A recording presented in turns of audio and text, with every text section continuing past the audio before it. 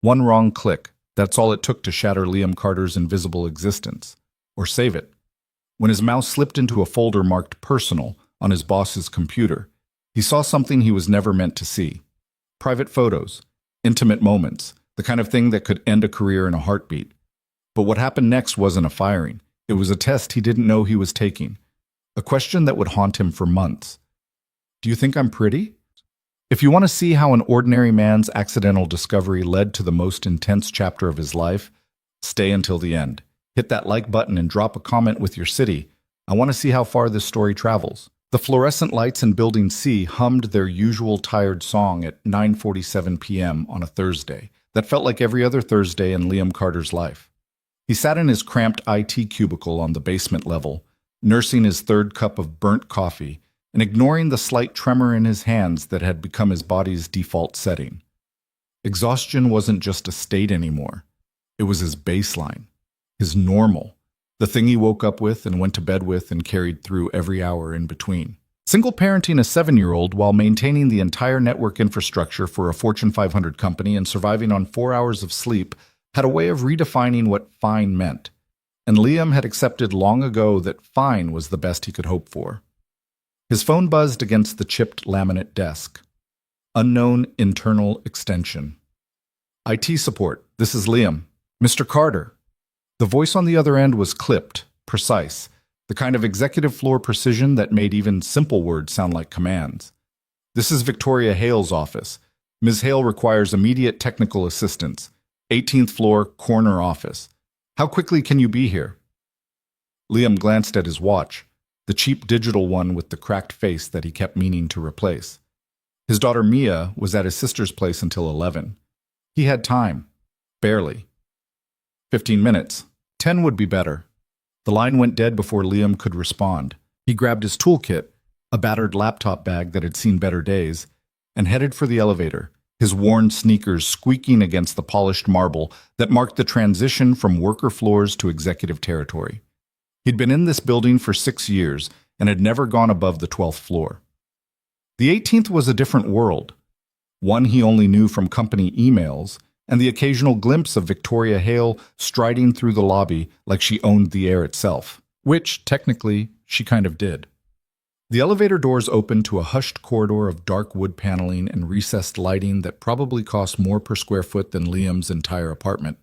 Everything smelled like money and leather, and the particular brand of confidence that came from never having to check a price tag. Liam followed the corridor to the corner where a massive oak door stood slightly ajar.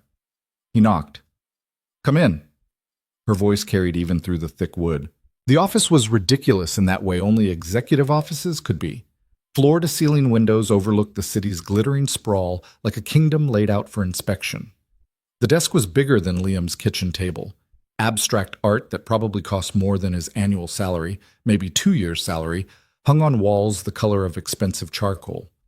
And behind that enormous desk sat Victoria Hale, still in a crisp white blouse despite the late hour, her dark hair pulled back in a way that suggested complete control over every detail of her existence. She looked up from a stack of papers, and Liam felt the full weight of her attention land on him like a physical thing.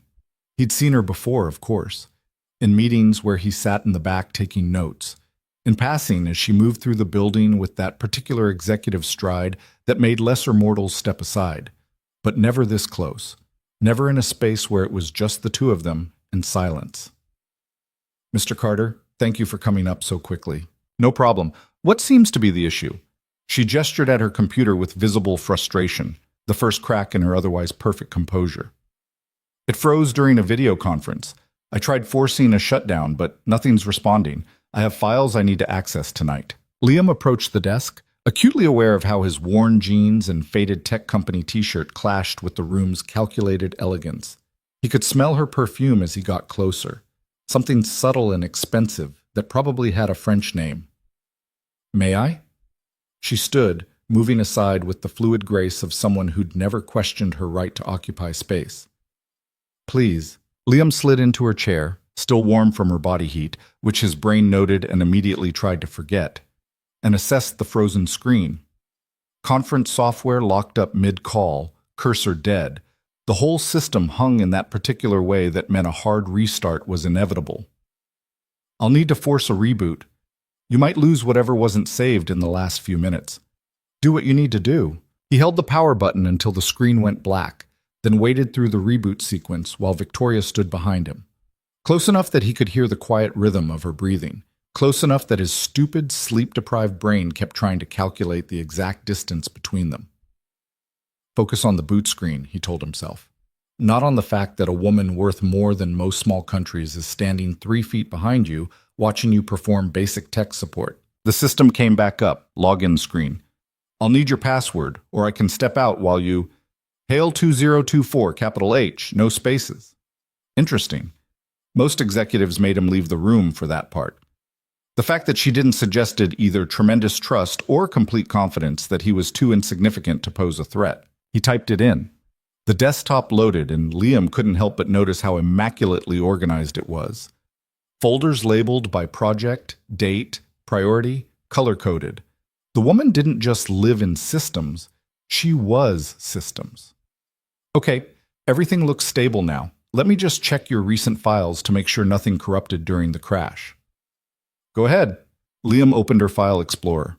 The folders appeared in neat rows: documents, projects, financials, legal, personal. His cursor hovered over personal for half a second, maybe less.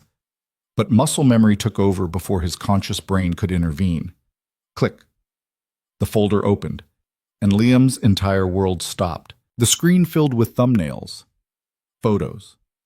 Victoria, but not the Victoria standing 3 feet behind him. This Victoria wore soft lighting and softer expressions, her face unguarded in a way that made her look younger, almost vulnerable. In one image, she sat on what looked like a hotel balcony at sunset, wrapped in a robe, hair loose around her shoulders.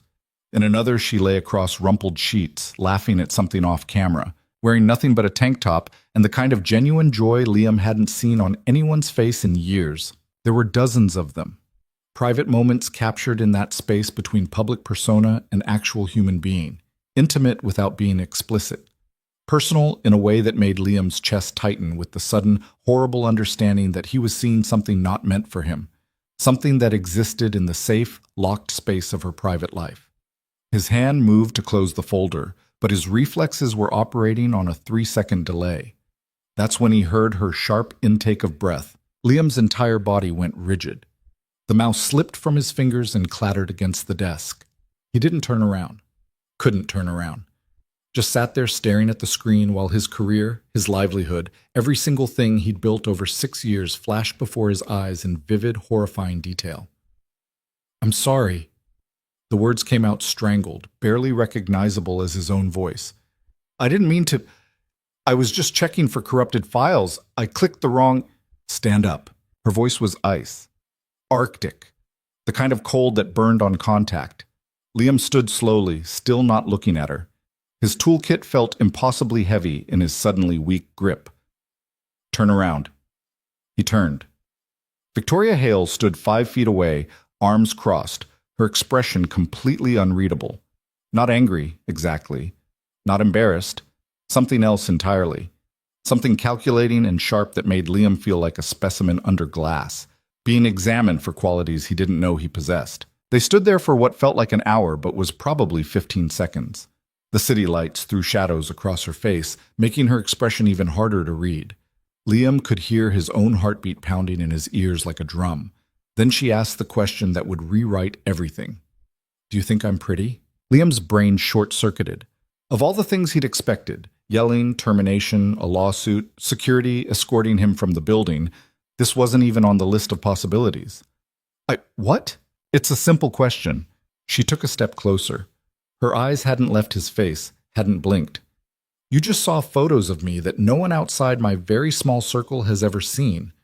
Photos I take for myself when I'm not performing this.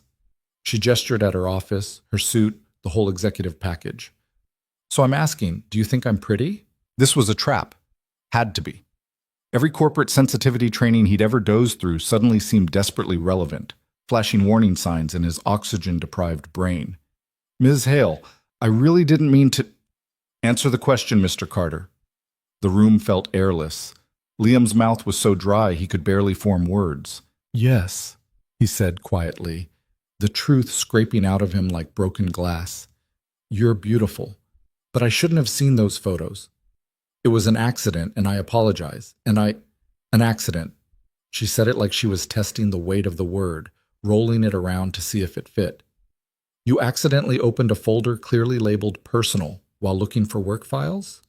I wasn't thinking, I just clicked. It was stupid. Stupid, she repeated. Then something shifted in her expression. Not quite a crack in the ice, but a hairline fracture. Do you know what most men would do in your position, Mr. Carter? Liam shook his head, not trusting his voice. They'd lie.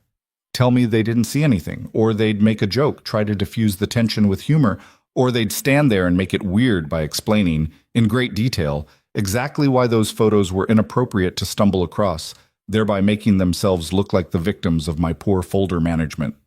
She tilted her head slightly, studying him. You did none of those things. You immediately apologized and told the truth. Why? Because I messed up. And you deserve to know I messed up. Victoria was quiet for a long moment, her dark eyes searching his face for something he couldn't name. Get out of my office, Mr. Carter. Relief flooded through him so fast it made him dizzy. Yes, ma'am. I'm sorry again for... Be here tomorrow morning, 7 a.m. I have a project that requires your specific skills. Liam blinked. Tomorrow was Saturday. Tomorrow's the weekend. Is that a problem? Everything about this was a problem, but Liam needed this job more than he needed dignity, more than he needed weekends or sleep or any of the things normal people took for granted. No problem, 7 a.m. Good. And Mr. Carter? She moved back behind her desk, settling into her chair with the kind of controlled grace that suggested the conversation was over on her terms, not his. Those photos stay in this room. Tell anyone, and I mean anyone, what you saw, and I'll make sure you never work in this city again. Are we clear? Crystal clear. Then I'll see you in the morning. Liam grabbed his toolkit and walked out of that office on legs that felt made of water. He made it to the elevator before his hands started shaking properly. Made it to his car before the adrenaline crash hit like a freight train, and made it all the way to his sister's house before he could form a coherent thought beyond, what the hell just happened? Mia was asleep on Jamie's couch when Liam arrived, her small body curled around a stuffed elephant that had seen better days, better years, really. The thing was held together with duct tape and denial at this point, but Mia refused to sleep without it. His sister looked up from her laptop, took one look at his face, and raised an eyebrow. Rough night? You have no idea. Coffee's fresh. You look like you need it. Liam scooped Mia into his arms. She barely stirred, just mumbled something that might have been pancakes, and burrowed into his shoulder and shook his head. Can't. Gotta get her to bed. But thanks for watching her. Any time. You know that. Jamie stood, stretching in that way that made her joints pop audibly. You okay? You look like you've seen a ghost. Or your boss. Sometimes, same thing in your line of work. The irony of that statement almost made Liam laugh. Just tired, long day. She didn't buy it. Jamie never bought it. But she let it go, which was one of the things Liam loved about his sister. Okay, hey, we still on for the park Sunday? Yeah, definitely. Liam carried Mia out to his beat-up Honda, buckled her into the car seat she was rapidly outgrowing, and drove home through empty streets. His mind kept replaying that moment on an endless loop. Victoria's face when she'd seen what was on the screen, the way she'd asked if he thought she was pretty, like the answer actually mattered, like she genuinely needed to know. The trap of it all. Because that's what it was, right? Some kind of test he'd either passed or failed, and he wouldn't know which until tomorrow morning. He got Mia into bed without waking her, a skill he'd perfected over 7 years of single parenthood, moving through the familiar routine of removing shoes and tucking blankets with the efficiency of practice. He stood in her doorway for a minute, just watching her sleep. She looked like her mother in moments like this, the same dark lashes, the same small nose, the same expression of complete peace that Sarah used to wear in sleep. The resemblance used to hurt, used to cut like a knife every time he noticed it. Now it was just part of the landscape of his life. Sarah had been gone for 3 years. Cancer, fast and brutal, the kind that didn't give you time to prepare or say proper goodbyes. She'd made him promise to take care of their daughter, and he'd kept that promise through grief and exhaustion and nights where he didn't think he could make it to morning. He'd kept going because Mia needed him to. That's what he did. He kept going. Liam set his alarm for 5:30, early enough to get Mia to Jamie's and still make it downtown by 7, and lay in bed staring at the ceiling. Sleep felt impossible. His brain wouldn't stop churning through scenarios, each one worse than the last. She's going to fire you. She's going to sue you. She's going to make this a whole HR nightmare that follows you to every job interview for the rest of your life. But beneath those fears ran a thinner, stranger current of thought. The memory of Victoria's face when she'd asked that question. The vulnerability hidden beneath the executive polish. The way she'd looked at him like she was trying to solve a puzzle, and he was a piece that didn't quite fit where she'd expected. Do you think I'm pretty? Who asked a question like that at a moment like that? What kind of test required that specific answer? Liam finally fell asleep around 3 a.m., and the alarm felt like violence when it went off 2.5 hours later. The city looked different at dawn. Quieter. Less certain of itself. Like it hadn't quite decided what kind of day it wanted to be. Liam dropped Mia at Jamie's with promises of Sunday park time and her favorite takeout, promises he hoped he could actually keep this time. You said that last time, Daddy. I know, baby, but I mean it this time. Her skeptical 7-year-old face almost broke him. He drove downtown with his stomach in knots, half convinced this was some kind of elaborate setup. He'd arrive and the office would be empty, or HR would be waiting, or Victoria would be there with security and a lawyer and a termination letter already drafted. The office building was mostly empty at this hour, a few early risers in the lobby, security guards doing rounds, the weekend skeleton crew. Liam badged in and took the elevator to 18, watching the numbers climb and trying to remember how to breathe normally. The elevator doors opened. Victoria's office door was open. Light spilled into the hallway, warm and golden against the dark wood. Liam walked down that corridor for the second time in 12 hours, his footsteps sounding too loud in the silence. He stopped at the threshold and knocked on the open door. Victoria sat at her desk in jeans and a simple black sweater, her hair loose around her shoulders in a way that made her look younger, more human. She looked up when he appeared, and her expression was carefully neutral. Mr. Carter, right on time. Come in and close the door. Liam stepped inside. The door clicked shut behind him with a finality that made his pulse spike. Coffee? She gestured to a fancy machine in the corner that probably cost more than his car, the kind with buttons in Italian. I'm good, thanks. Suit yourself. She stood, moving to the windows with a mug in hand. For a moment, she just looked out at the city, backlit by morning sun. Do you know what I do here, Mr. Carter? You're the VP of Strategic Development, which means what exactly? Liam had no idea. He'd read the job title on company emails, but never really thought about what it meant. You develop strategy? The corner of her mouth twitched, almost a smile. I fix problems. Big, complicated problems that other people create and can't solve. I take broken systems and make them functional. I identify weak points and eliminate them before they become catastrophic failures. She turned to face him. That's my job, finding the cracks. Okay. Last night, you saw something you weren't supposed to see. Something private, personal. The kind of thing that could be problematic in the wrong hands. She set her mug down on the window ledge. But you didn't take a picture. Didn't make a joke. Didn't try to leverage it into anything. You just apologized and told the truth. Here it came. The lawsuit, the NDA. The carefully worded termination that would make it impossible for him to explain why he'd been fired. That interests me, Victoria continued. I'm glad. Liam's voice came out uncertain. Don't be. Because now I need to know if that honesty was real or just panic. She pulled a folder from her desk, slid it across to him. Inside that folder is a project plan. Complete overhaul of our client data infrastructure. Budget is 7 figures. Timeline is 6 weeks. And as of this morning, you're the lead engineer. Liam stared at the folder like it might contain a live snake. Ms. Hale, I'm not a project lead. I'm support staff. I fix printers and reset passwords. This is way outside my job description. I'm aware. Then why? Because I need to know what kind of man you are, Mr. Carter. She leaned against the desk, arms crossed. The casual pose somehow didn't diminish her authority at all. Any idiot can apologize when caught. I want to see what you do when the pressure's actually on, when there's real stakes, real consequences, when no one's watching to make sure you do the right thing. This is a test. Everything's a test. Her eyes never left his face. The question is whether you're going to pass or fail. So what's it going to be? Are you taking the project? Liam's mind raced through the implications. This was insane. He wasn't qualified, didn't have the experience, the credentials, the background for this kind of responsibility. But he thought of Mia, of the bills stacking up on his kitchen counter, of the scholarship applications he couldn't afford to fund, of every single reason he needed this job and couldn't afford to say no. I'll do it. Good. She picked up her coffee again, took a sip. You start Monday. Team briefing at 8 a.m. I'll have the full specification sent to your email by end of day. She moved back to her desk, settling into her chair. And Mr. Carter?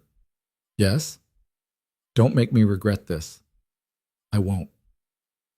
He left that office with the folder clutched in his hands and the distinct feeling that he'd just agreed to something far more dangerous than a simple work project. The weekend passed in a blur of panic and research.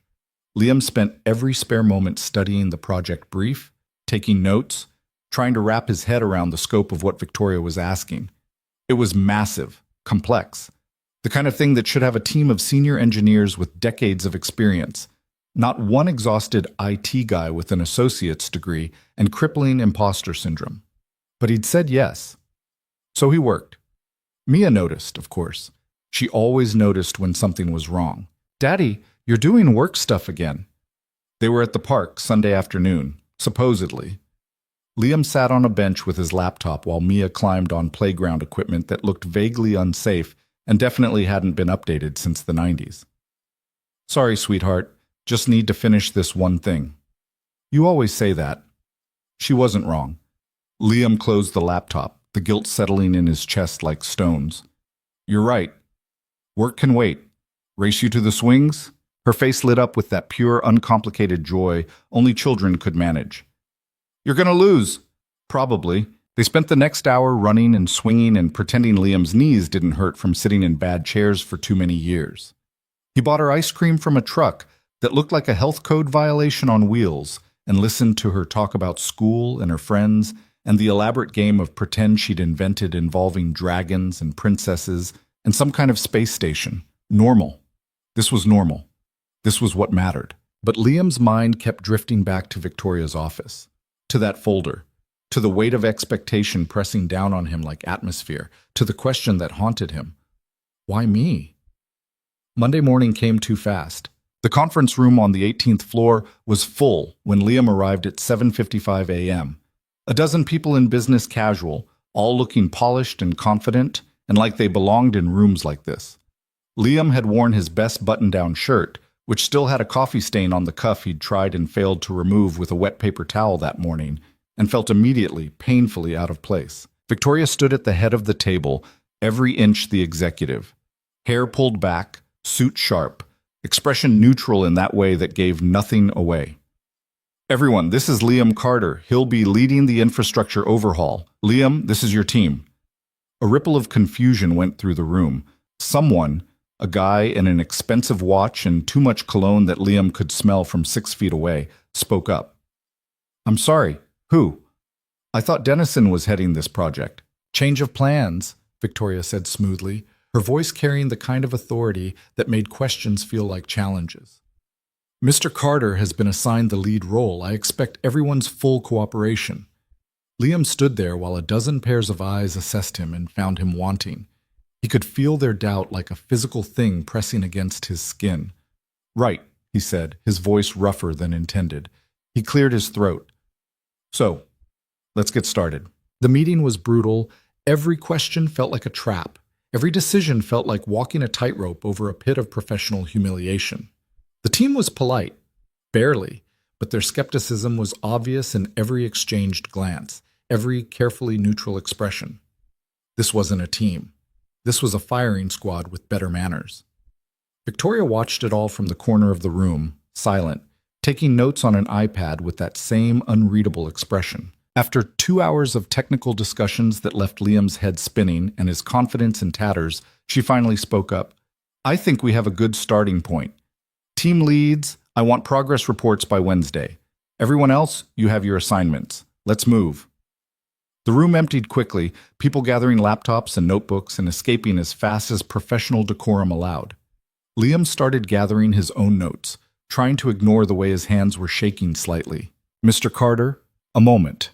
He looked up. The room was empty except for Victoria. "That was rough," he said. "It was supposed to be." She closed her iPad with a decisive click. "They don't trust you, don't respect you. Think you got this position through some kind of mistake or nepotism or executive whim." "Did I? Does it matter?" She stood, moved toward the door. "What matters is proving them wrong, or proving them right. We'll see which happens first. Is there anything you're not testing me on?" Something flickered across her face, almost amusement, but harder to read. "Not particularly." "Get to work, Mr. Carter. You have 6 weeks to build something that won't collapse the moment we flip the switch." She left him there in that glass-walled conference room, surrounded by notes and doubt and the crushing weight of expectations he had no idea how to meet. Liam sat down, opened his laptop, stared at the project timeline and the impossibly tight deadlines and the scope of work that should have been distributed among 5 people, not one.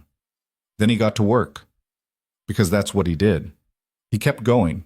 The first week was exactly the kind of hell Liam had anticipated, and then somehow worse. He worked 16-hour days, fueled by coffee that tasted like burnt regret and anxiety that sat in his stomach like acid. He coordinated with teams across departments, managed schedules that seemed designed to conflict, reviewed technical specifications until his eyes blurred and the words stopped making sense. He picked Mia up from after-school care at the last possible minute every day, the guilt piling up like unpaid bills.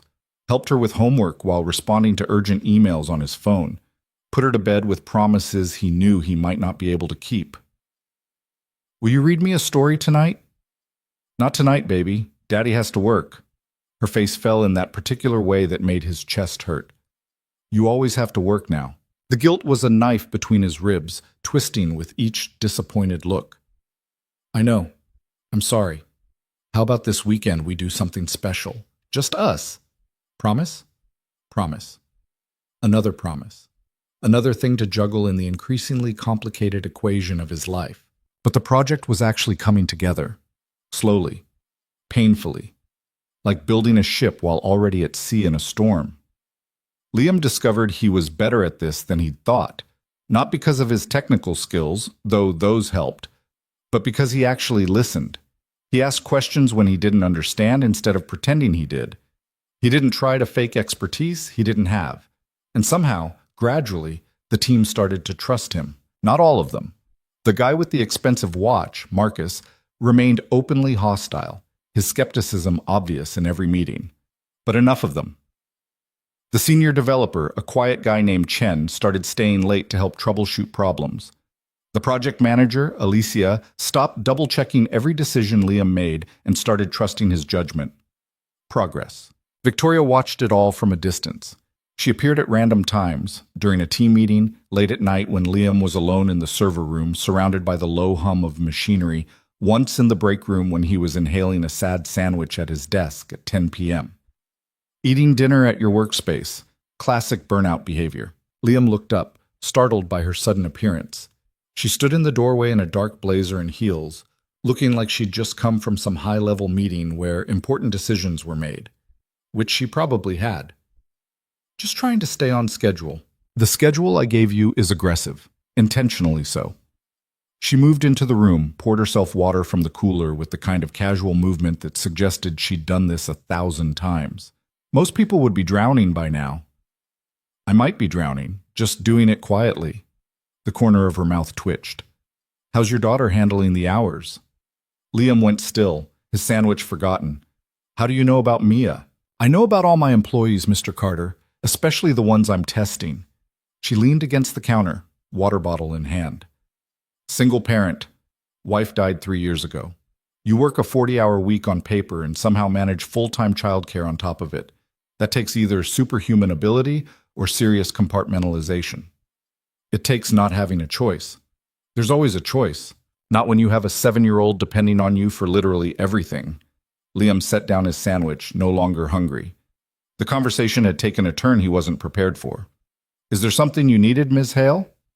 "Just checking in. The team seems to be responding well to your leadership. Some of them. Marcus is an ass. Ignore him. She studied Liam with that particular intensity he was starting to recognize. The look that said she was cataloging everything, filing it away for later analysis. You're doing better than I expected. That worries me. Why would that worry you? Because it means I might have misjudged you, and I don't like being wrong. She set down her water bottle on the counter with a soft click. Keep up the work, Mr. Carter, and go home. Your daughter needs you more than this project does. She left before Liam could respond, her heels clicking against the floor in a rhythm that faded into silence. He sat there for a long moment, staring at the half-eaten sandwich and thinking about tests and daughters and women who asked questions with no good answers. Then he packed up his things and drove home through empty streets, his mind churning through everything Victoria had said and everything she hadn't. When he got home, Mia was asleep on the couch where Jamie had left her, still in her school clothes. A note on the counter in his sister's handwriting. She waited up as long as she could. Call me tomorrow. Liam carried his daughter to bed, guilt settling in his chest like stones. Changed her into pajamas without waking her, another skill perfected through years of practice. Stood in her doorway watching her sleep and wondering what he was doing, what he was sacrificing, whether any of it was worth it. The next morning he was back at his desk by 6 a.m., because that's what he did. He kept going. Week 2 brought the first major crisis, and it arrived at exactly the worst possible moment. Liam was in a technical review meeting on Thursday afternoon when his phone lit up with an alert. Database compatibility issue detected. Severity, critical. He felt the blood drain from his face as he read the details.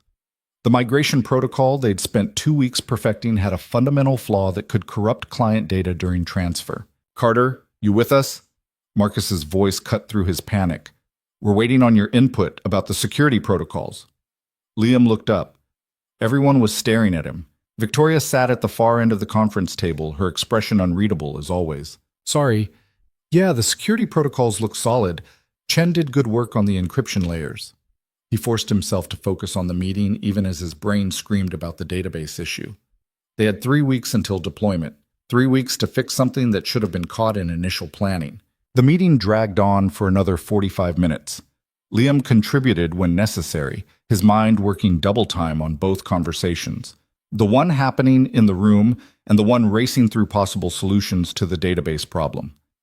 When they finally adjourned, he grabbed Chen before the developer could leave. We need to talk. Database issue. Critical. Chen's expression went serious. How critical? The kind that could sink the entire project if we don't catch it now. They spent the next 6 hours in the server room, pulling apart the migration architecture line by line. The problem was worse than Liam had initially thought. Not just a compatibility issue, but a fundamental design flaw in how they were handling legacy data structures. At 11 p.m., Victoria appeared in the doorway. You're still here? Liam didn't look up from his screen. Yeah, we found a problem. A big one. How big? Big enough that if we proceed with the current timeline, we risk data loss for every client in the migration. He finally met her eyes. I need another week, maybe 2, to completely rebuild the data handling architecture. Victoria was quiet for a moment, her face illuminated by the glow of server lights. You have 4 days. The client presentation is Tuesday. 4 days isn't enough to... Then I suggest you figure out how to make it enough. Her voice was steel wrapped in silk. This is what I hired you for, Carter. Not to tell me about problems, to solve them. She left before he could respond. Liam stared at the empty doorway, exhaustion and frustration warring in his chest. Chen let out a long breath beside him. She's kind of terrifying. Yeah, Liam said. She is. They worked through the night. Liam called Jamie at midnight to ask if Mia could stay over, his sister's sleepy voice full of concern. Again? Liam, that's the 3rd night this week. I know, I'm sorry. This project is just consuming your entire life. Yeah, I've noticed. A pause. Mia's asking questions about why you're never home. What do you want me to tell her? The guilt was immediate and crushing. Tell her I love her, and that this will be over soon. Will it? Liam didn't have an answer for that. Friday bled into Saturday. Liam worked 36 hours straight, surviving on coffee, and the adrenaline that came from knowing failure meant the end of everything.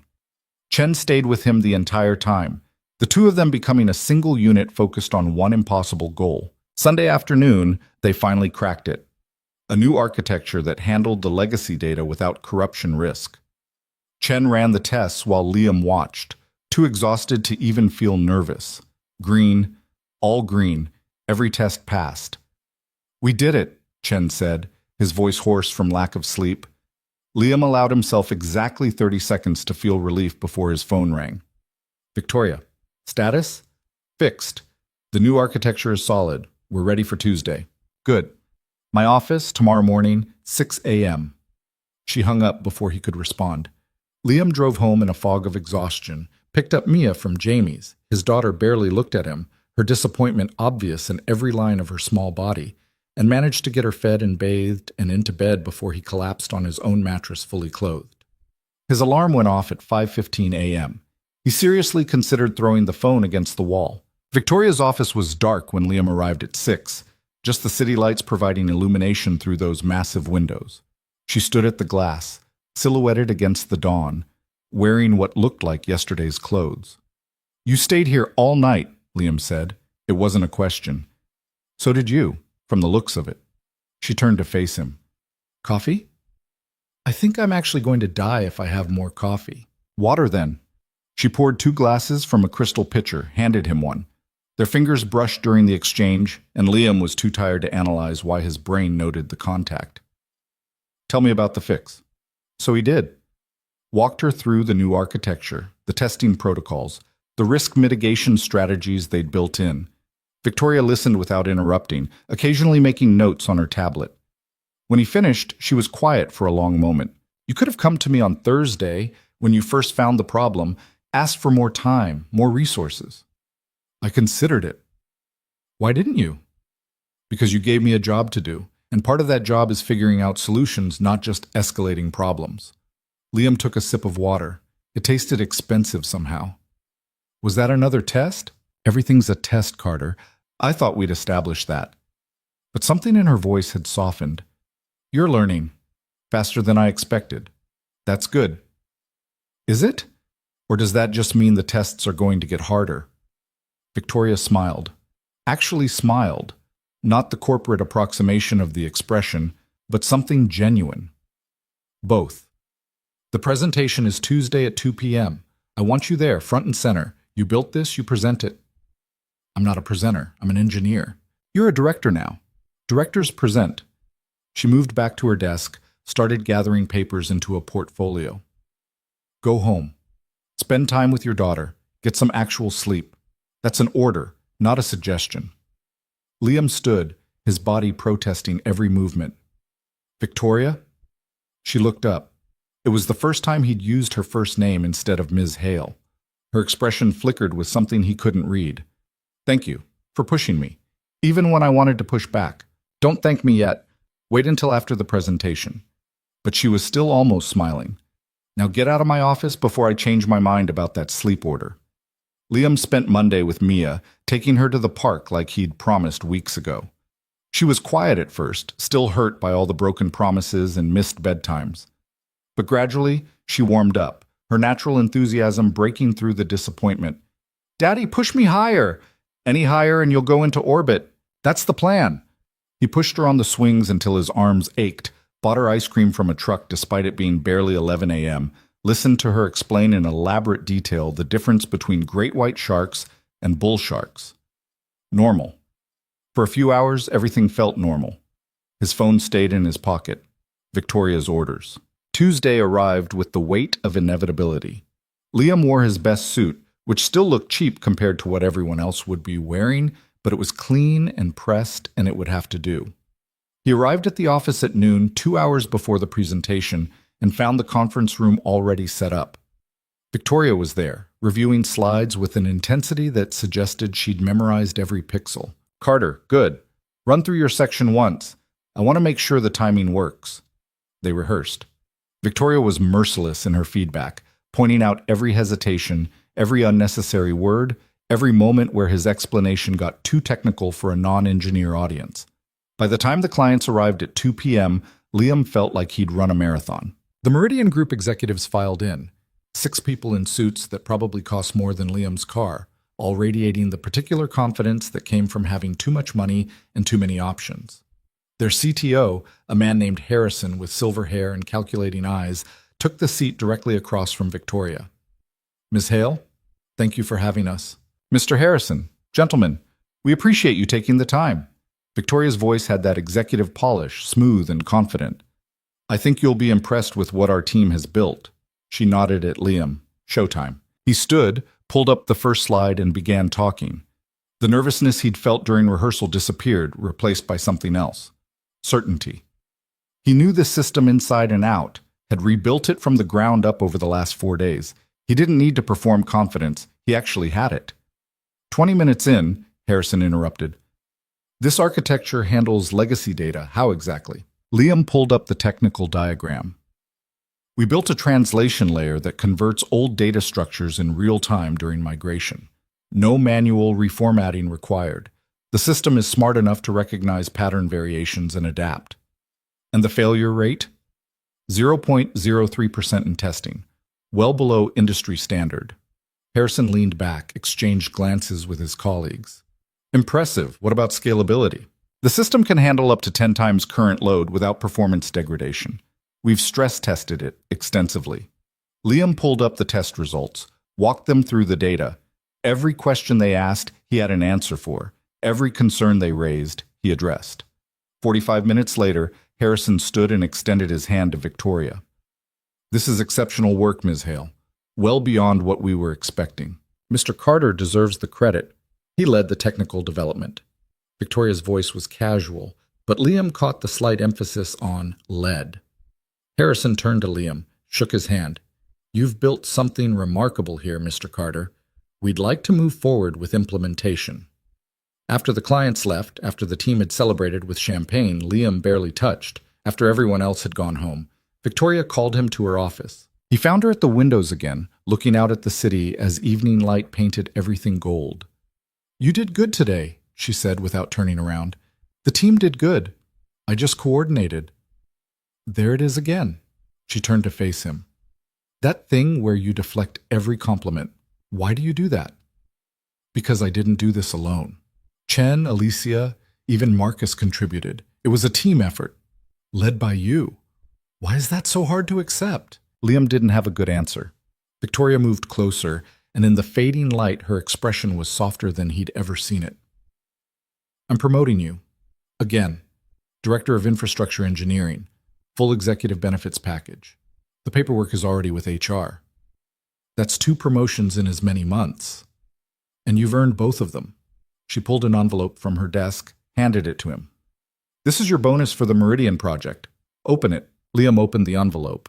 The check inside had so many zeros he had to count them twice. I can't accept this. You can and you will. You worked 80-hour weeks for a month straight, sacrificed time with your daughter, solved problems that should have been impossible to solve in the time frame I gave you. Her voice was firm. You earned every dollar of that money, Carter. Don't insult me by refusing it. Thank you. The words felt inadequate. I mean it. Thank you. Stop thanking me and start believing you deserve it. Victoria moved back to her desk, pulled out another folder. Now, next project. We're pitching the Henderson account next month.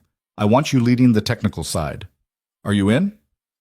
Liam thought about Mia, about the promises he'd already broken, about the guilt that followed him through every day.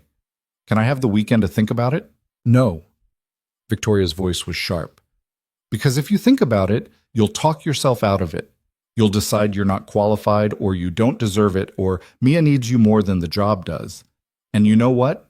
Mia does need you, but she also needs a father who isn't drowning in financial stress, who can afford to send her to a good college, who can give her opportunities. She softened slightly. I'm not asking you to choose between your daughter and your career. I'm asking you to build a career that gives your daughter a better life. And what if I can't do both? What if trying to do both means I fail at everything? Then you fail. But at least you tried. Victoria sat on the edge of her desk, a casual pose that somehow didn't diminish her authority. I know what it's like to be afraid of failing, Carter. To be so scared of not being good enough that you don't even try. But that fear? It's the only thing that can actually guarantee failure. Liam looked at the bonus check in his hand, thought about what it could mean, what it could change. Okay, I'm in. Good. We start planning Monday. She stood. Now go home. Take your daughter somewhere fun this weekend. And Carter? Yeah? Bring her by the office next week. I'd like to meet her properly. The request caught him completely off guard. You want to meet Mia? Is that so strange? You just don't seem like the kid person. I'm not. But I'm interested in the people who matter to the people I work with. And from everything you've told me, Mia is the most important person in your life. Victoria's expression was unreadable. Unless you'd rather keep your work and personal life completely separate. No, she'd love to meet you. She's been asking about my boss anyway. Then it's settled. Wednesday after school? Wednesday works. Liam left the office with a bonus check that would change his life, and the strange, unsettling feeling that Victoria Hale was becoming more than just his boss. What exactly she was becoming, he couldn't quite name, but it felt like standing on the edge of something he didn't fully understand. That weekend, he took Mia to the aquarium, her favorite place in the entire world. They spent hours looking at sharks and rays and jellyfish, Mia pressing her face against the glass and rattling off facts she'd learned from her books. Did you know that hammerhead sharks can see 360 degrees? I did not know that. It's because their eyes are on the sides of their heads. It's called binocular vision, but like all around. You're smarter than me, baby. She grinned, gap-toothed and proud. Miss Peterson says I should be a marine biologist when I grow up. Mrs. Peterson is very wise. That night, after Mia was asleep, Liam sat on his couch and deposited the bonus check on his phone, watched his bank balance transform from something that caused daily anxiety to something that meant breathing room. Choices. The ability to say yes to things he'd been saying no to for years. He texted Victoria, "Thank you, not just for the money, for believing I could do this." 3 dots appeared immediately. You're welcome. Now stop thanking me and get some sleep. Wednesday is going to be interesting. Why interesting? You'll see. Liam stared at the cryptic message, trying to parse what it meant. But Victoria didn't send any follow-up texts, and eventually he gave up trying to decode her intentions and went to bed. Wednesday afternoon, he picked up Mia from school. She was vibrating with excitement about meeting his boss. What's she like? She's smart, really smart, and kind of intense. Intense how? Like she notices everything, pays attention in a way most people don't. Will she like me? The vulnerability in Mia's voice made Liam's chest tight. She's gonna love you. How could she not? They arrived at the office at 4:30. Liam led Mia through the lobby. She stared wide-eyed at the marble and the modern art, and up to the 18th floor. Victoria's door was open. She stood when they entered, and Liam watched something shift in her expression when she saw Mia. You must be Mia. I'm Victoria. She didn't crouch down or use a baby voice, which Liam appreciated, just extended her hand like Mia was a small adult. Mia shook it seriously. It's nice to meet you. My dad talks about you a lot. Does he?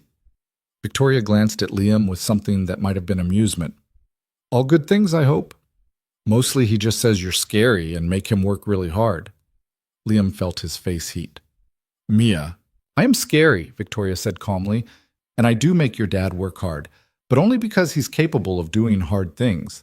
She gestured toward her conference table, where Liam noticed for the first time that she'd set out several books. I heard you like sharks. Mia's eyes went huge. You have shark books? I have shark books. Want to see? For the next hour, Liam watched his boss and his daughter bond over marine biology. Victoria asked questions that actually engaged with what Mia was saying instead of the usual adult platitudes. When Mia explained the difference between filter feeders and active hunters, Victoria listened like it was the most fascinating thing she'd heard all day. So whale sharks are actually gentle even though they're huge? Victoria asked. The biggest fish in the ocean, Mia confirmed. But they only eat plankton. They're like the vegetarians of sharks. That's remarkable. Do you have a favorite shark? Hammerheads. Because they look weird, but they're really good at what they do. Like they're not trying to be normal, they just are what they are, and that's enough. Victoria met Liam's eyes across the table, something unreadable in her expression. I like that philosophy. At 6 p.m., Liam finally intervened. Okay, sweetheart, we should let Ms. Hale get back to work. Can I come back sometime? Mia looked at Victoria hopefully. Anytime you want. And if you ever have questions about sharks or anything else, you can email me. Your dad has my address. Mia beamed. Really? Really? In the elevator down, Mia couldn't stop talking. She's so cool, Daddy, and she knew about cephalofoils. Did you see those books she had? One of them was a college textbook. I saw. I really like her. Is she your friend? Liam thought about that question, about Victoria's apartment invitation that still confused him, about the way she'd looked at Mia with something almost like longing. Yeah, I think she might be. That night, after Mia was in bed, his phone buzzed. Victoria. Your daughter is extraordinary. Thank you for bringing her by. Liam. She loved meeting you. Fair warning, she's going to email you 1,000,000 shark facts. Victoria. I look forward to all of them. Pause then. You're doing a good job with her, Carter. Don't let the work make you forget that. The message hit him harder than he expected. When was the last time someone had told him he was doing a good job as a father? When was the last time he'd believed it himself? Liam. That means more than you know. Victoria. Get some sleep. Monday we start on Henderson. Liam. Looking forward to it. He stared at the phone for a long moment before setting it aside. Something was shifting between them. Something that went beyond boss and employee, beyond mentor and protege. He didn't know what to call it. Didn't know if he should be worried or excited or both. But he knew one thing with absolute certainty. Victoria Hale saw him, really saw him. Not just as an employee or a project lead, but as a person, a father, someone who mattered beyond what he could produce for the company, and for reasons he couldn't fully articulate, that terrified and thrilled him in equal measure. Monday morning brought a new project brief and a team meeting where Victoria announced Liam would be technical director on the Henderson pitch. Marcus's expression went stormy, but he didn't say anything, just gathered his things after the meeting and left without a word. Chen caught up with Liam in the hallway. Marcus is planning something. I can feel it. Let him plan. We have work to do. But Liam couldn't shake the feeling that Chen was right, that Marcus's silence was more dangerous than his open hostility, that something was building beneath the surface of their professional civility. He pushed the thought aside and focused on the Henderson project. 6 weeks to build a pitch that would make or break the company's expansion plans. 6 weeks of 16-hour days and missed bedtimes and promises to Mia that he'd be home soon. The cycle starting all over again. But this time, when exhaustion threatened to drown him, when the pressure felt like it might crack something essential, his phone would buzz with a message from Victoria. Sometimes just a question about the project, sometimes a reminder to go home and sleep. Once, at 2 a.m. when Liam was alone in the server room, a simple message. You're doing good work. Keep going. He didn't know when she'd started mattering to him, when her opinion had become the one he valued most, when the thought of disappointing her had become worse than the thought of failing. But somewhere between that first wrong click and now, something had fundamentally shifted, and Liam wasn't sure he could or wanted to shift it back. The invitation came on a Thursday afternoon, 3 weeks into the Henderson project. Liam was reviewing security protocols when his calendar pinged with a new event. Dinner meeting, Victoria's apartment, 7 p.m. tonight. Project strategy discussion. Dress casual. He stared at the notification for a full minute, his brain trying to process what casual meant in Victoria Hale's world and why they were meeting at her apartment instead of the office. His phone buzzed. Text from Victoria. Before you overthink it, this is purely professional. I have documents at home I need you to review. Office is too loud. Liam typed back. Understood. I'll be there. But his hands were shaking slightly as he sent the message. He called Jamie to ask if she could keep Mia overnight, his sister's knowing tone making him defensive before she'd even said anything incriminating. An overnight work thing? On a Thursday? It's a project meeting. Could run late. Uh-huh. With your boss? At her place? It's not like that. I didn't say it was like anything. You did. Jamie's voice softened. Relax. I've got Mia. You go do your work thing. Just be careful, okay? Careful of what? of not knowing what you're walking into. The words stayed with Liam as he drove to Victoria's building that evening. The same high-rise from before, the same doorman who recognized him this time and waved him through without checking the list. The private elevator that opened directly into her penthouse. Victoria was in the kitchen when he arrived, pulling something from the oven that smelled incredible. She wore jeans and a soft gray sweater, her hair down around her shoulders. No makeup that he could detect. She looked younger like this, more human. "Carter? Good. You're on time." She set down what appeared to be homemade lasagna. "Hope you're hungry. I always cook too much when I'm stressed." "You cook?" "Occasionally, when I need to think." She pulled out plates, actual china, not paper, and started serving. "The Henderson pitch is making me nervous. That doesn't happen often." Liam accepted the plate she handed him. "Why does it make you nervous?" "Because it's the biggest account we've ever pursued. Because if we land it, the company doubles in size. And because I'm gambling on a technical director who 6 months ago was resetting passwords in the basement." "Is this where you tell me you're having second thoughts?" "No. This is where I tell you I don't make bets I'm not confident about." She gestured toward the dining table. "Sit, eat, then we'll talk strategy." They ate in surprising comfort, the conversation drifting between work and not work in a way that felt natural. Victoria asked about Mia's latest shark facts. Liam asked about her father's company, curious about the woman who'd built her career in his shadow. "He taught me everything about business," Victoria said, refilling their wine glasses. "How to negotiate, how to read people, how to identify weakness and exploit it." She paused. "He also taught me that relationships are liabilities, that caring about people makes you vulnerable." "Do you believe that?" "I believed it for a long time. Now I'm not so sure." She met his eyes across the table. "You're making me question a lot of things I thought were certainties, Carter." "Like what?" "Like whether trusting people is always a mistake. Like whether someone can see you at your worst and not use it against you." She stood, carried their plates to the sink. "That night in my office, when you saw those photos, you could have destroyed me with them." "Why would I want to destroy you?" "For leverage, for advancement, for the simple pleasure of having power over someone powerful." She turned to face him, leaning against the counter. "But you didn't. You just apologized. Do you have any idea how rare that is?" Liam stood, moved closer without consciously deciding to. "I'm starting to understand that my version of normal isn't most people's version. Your version of normal is refreshing and terrifying." Victoria's voice had gone quiet. "Because it makes me want to trust you with things I don't trust anyone with." "Like what?" "Like the fact that I'm lonely. That being at the top means everyone wants something from you, and no one just wants you." She looked away. "Like the fact that I invited you here tonight, knowing full well we don't need to discuss strategy. We could have done this over email." Liam's heart was pounding. "Then why did you invite me?" "Because I wanted to see you outside the office. Without the performance, we both do there." She met his eyes again.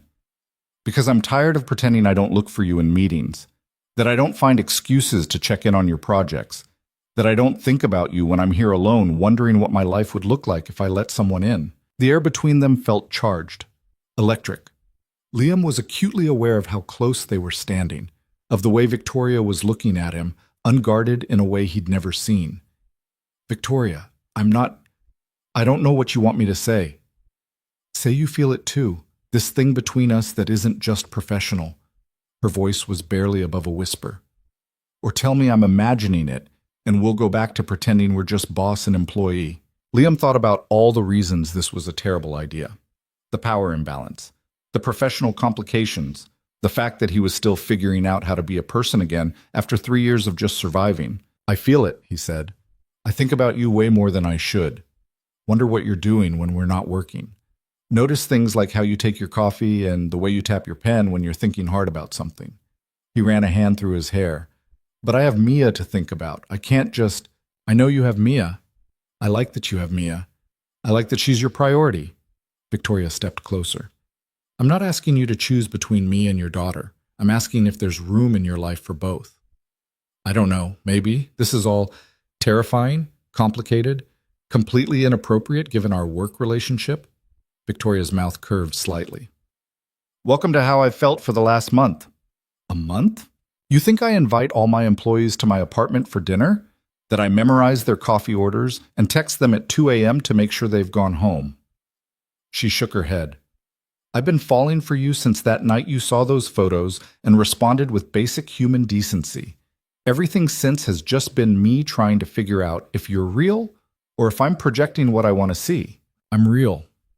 Probably too real. I'm exhausted and overwhelmed and barely keeping my life together most days. I know. That's part of what I... She stopped herself. We should probably talk about the Henderson project. That's why you're here. Is it? No, but it's safer than talking about this. They moved to the couch, pulled up the project files on Victoria's laptop. For an hour, they discussed strategy and timelines and technical challenges. Professional, safe. But Liam was constantly aware of Victoria beside him, close enough that their shoulders brushed when they leaned forward to look at the screen. Around 11, his phone buzzed. Text from Jamie. Mia's asking if you're coming home tonight. What should I tell her? Liam typed back. Tell her I'll see her tomorrow after school, and thank you for watching her. Jamie. You know I love that kid. But Liam, whatever you're doing tonight, make sure it's what you actually want, not what you think you should want. He stared at the message, Victoria's presence beside him a warm weight. Everything okay? She asked. Yeah, just Jamie checking in. He set the phone down. I should probably go, it's late. Or you could stay for a while. We could just talk. Victoria's voice was careful. No pressure, no expectations, just two people who enjoy each other's company. Liam knew he should leave, knew staying crossed a line they couldn't uncross. But he also knew he didn't want to go back to his empty apartment and lie awake thinking about what ifs. Okay, I'll stay. They talked for 2 more hours. About everything and nothing. Victoria told him about growing up wealthy but invisible. Her father's attention always on the next deal. Liam told her about Sarah, about the grief that had nearly destroyed him, about learning to be both parents to a little girl who asked questions he didn't know how to answer. She asked me last month if I'd ever love anyone the way I loved her mom, Liam said quietly. I didn't know what to say. What did you tell her? That I loved her mom in a way that was specific to who we were together. That if I ever loved someone else, it would be different. Not less, just different. He looked at Victoria. I don't know if that's true. I don't know if I'm capable of that kind of connection anymore. You're capable. You're just scared. Victoria shifted closer. That's allowed. Being scared. But it's also okay to want something for yourself instead of just for Mia. Is that what this is? Me wanting something for myself? I don't know. What is this? Liam looked at her, really looked at her, at the vulnerability in her eyes, the hope she was trying to hide, at the woman behind the executive exterior. It's me being terrified that I'm going to mess this up, whatever this is. What if we mess it up together? Is that an option? I'm making it an option. Victoria reached out, touched his face with tentative fingers. I'm making a lot of new rules lately. Might as well add one more. Liam caught her hand, held it against his cheek. What happens Monday? At work? Monday we're professional. We keep this separate until we figure out what it is. And if we can't keep it separate, then we deal with it, together. She leaned in slowly, giving him time to pull away. Can I kiss you? Yeah, yes, please. The kiss was gentle, careful, like they were both afraid of breaking something fragile. When they pulled apart, Victoria rested her forehead against his. I haven't done this in a long time, she whispered. Done what? Let myself want something I can't control. How's it feel? Terrifying, but good, really good. They kissed again, longer this time, and Liam felt something in his chest crack open, something he'd kept locked down since Sarah died. The possibility of not being alone, of being seen and wanted for who he was, not who he used to be or who he should be. At 1 a.m., he finally left, drove home through empty streets with Victoria's taste still on his lips and his mind spinning through everything that had just happened. His phone buzzed at a red light. Victoria, get home safe. And Carter? Thank you for staying. Liam, thank you for asking me to. See you Monday. Victoria, it's going to be awkward, isn't it? Liam, probably, but we'll figure it out. Victoria, we will. Good night. Liam, good night. He lay in bed that night thinking about Victoria's apartment and the way she'd looked at him, about the line they'd crossed and what it meant for Monday morning. Fear and excitement warred in his chest, but mostly excitement. Monday morning arrived too quickly. Liam got to the office early, half expecting things to feel different, waiting for some sign that everything had changed. Victoria was already in her office when he passed by. She glanced up, caught his eye, and nodded once. Professional. Controlled. Like Friday night hadn't happened. Liam made it to his desk and tried to focus on work. Failed spectacularly. His calendar pinged. Meeting request from Victoria. Henderson Project Review, Conference Room B, 10 a.m. When he arrived at the conference room, Victoria was already there. So were Chen, Alicia, and Marcus. Purely professional. The meeting proceeded normally. They discussed timelines and deliverables and resource allocation. Victoria was all business, her attention focused on the project with no indication that anything had shifted between them. But Liam noticed small things. The way her gaze lingered on him half a second longer than necessary. The barely perceptible smile when he made a joke that only she seemed to fully appreciate. The brush of her hand against his when she passed him a document. After the meeting, she caught his arm as everyone filed out. My office, 5 minutes. The door closed behind him with a soft click. Victoria was at the windows, arms crossed. That was harder than I thought it would be, she said without turning around. What was? Pretending. Acting like nothing's changed when everything's changed. She turned to face him. We need to talk about how we handle this. What is this exactly? I don't know yet, but I know I want to find out. She moved closer. Which means we need rules, boundaries at work, complete discretion until we know what we're doing. Agreed. What else? Honesty. If this gets too complicated, if it's affecting Mia, if you need to step back, you tell me. No guilt, no drama, just honesty. Same goes for you. If I'm not what you need, if this becomes a professional liability, it won't. You don't know that. I know you. I trust you. That's enough for now. Victoria glanced at the door. You should go. We've been in here too long. People will notice. Let them notice. Carter, I know. Discretion. I'm going. But he paused at the door. Dinner this week? Wednesday, my place. I'll cook. I'll bring wine. You'll bring yourself. That's sufficient. Liam left the office trying not to smile and failing completely. The week proceeded in careful balance. Professional at work, personal and private moments stolen between meetings, text messages late at night, Victoria asking about Mia, Liam asking about her day, small intimacies that built something between them without a name.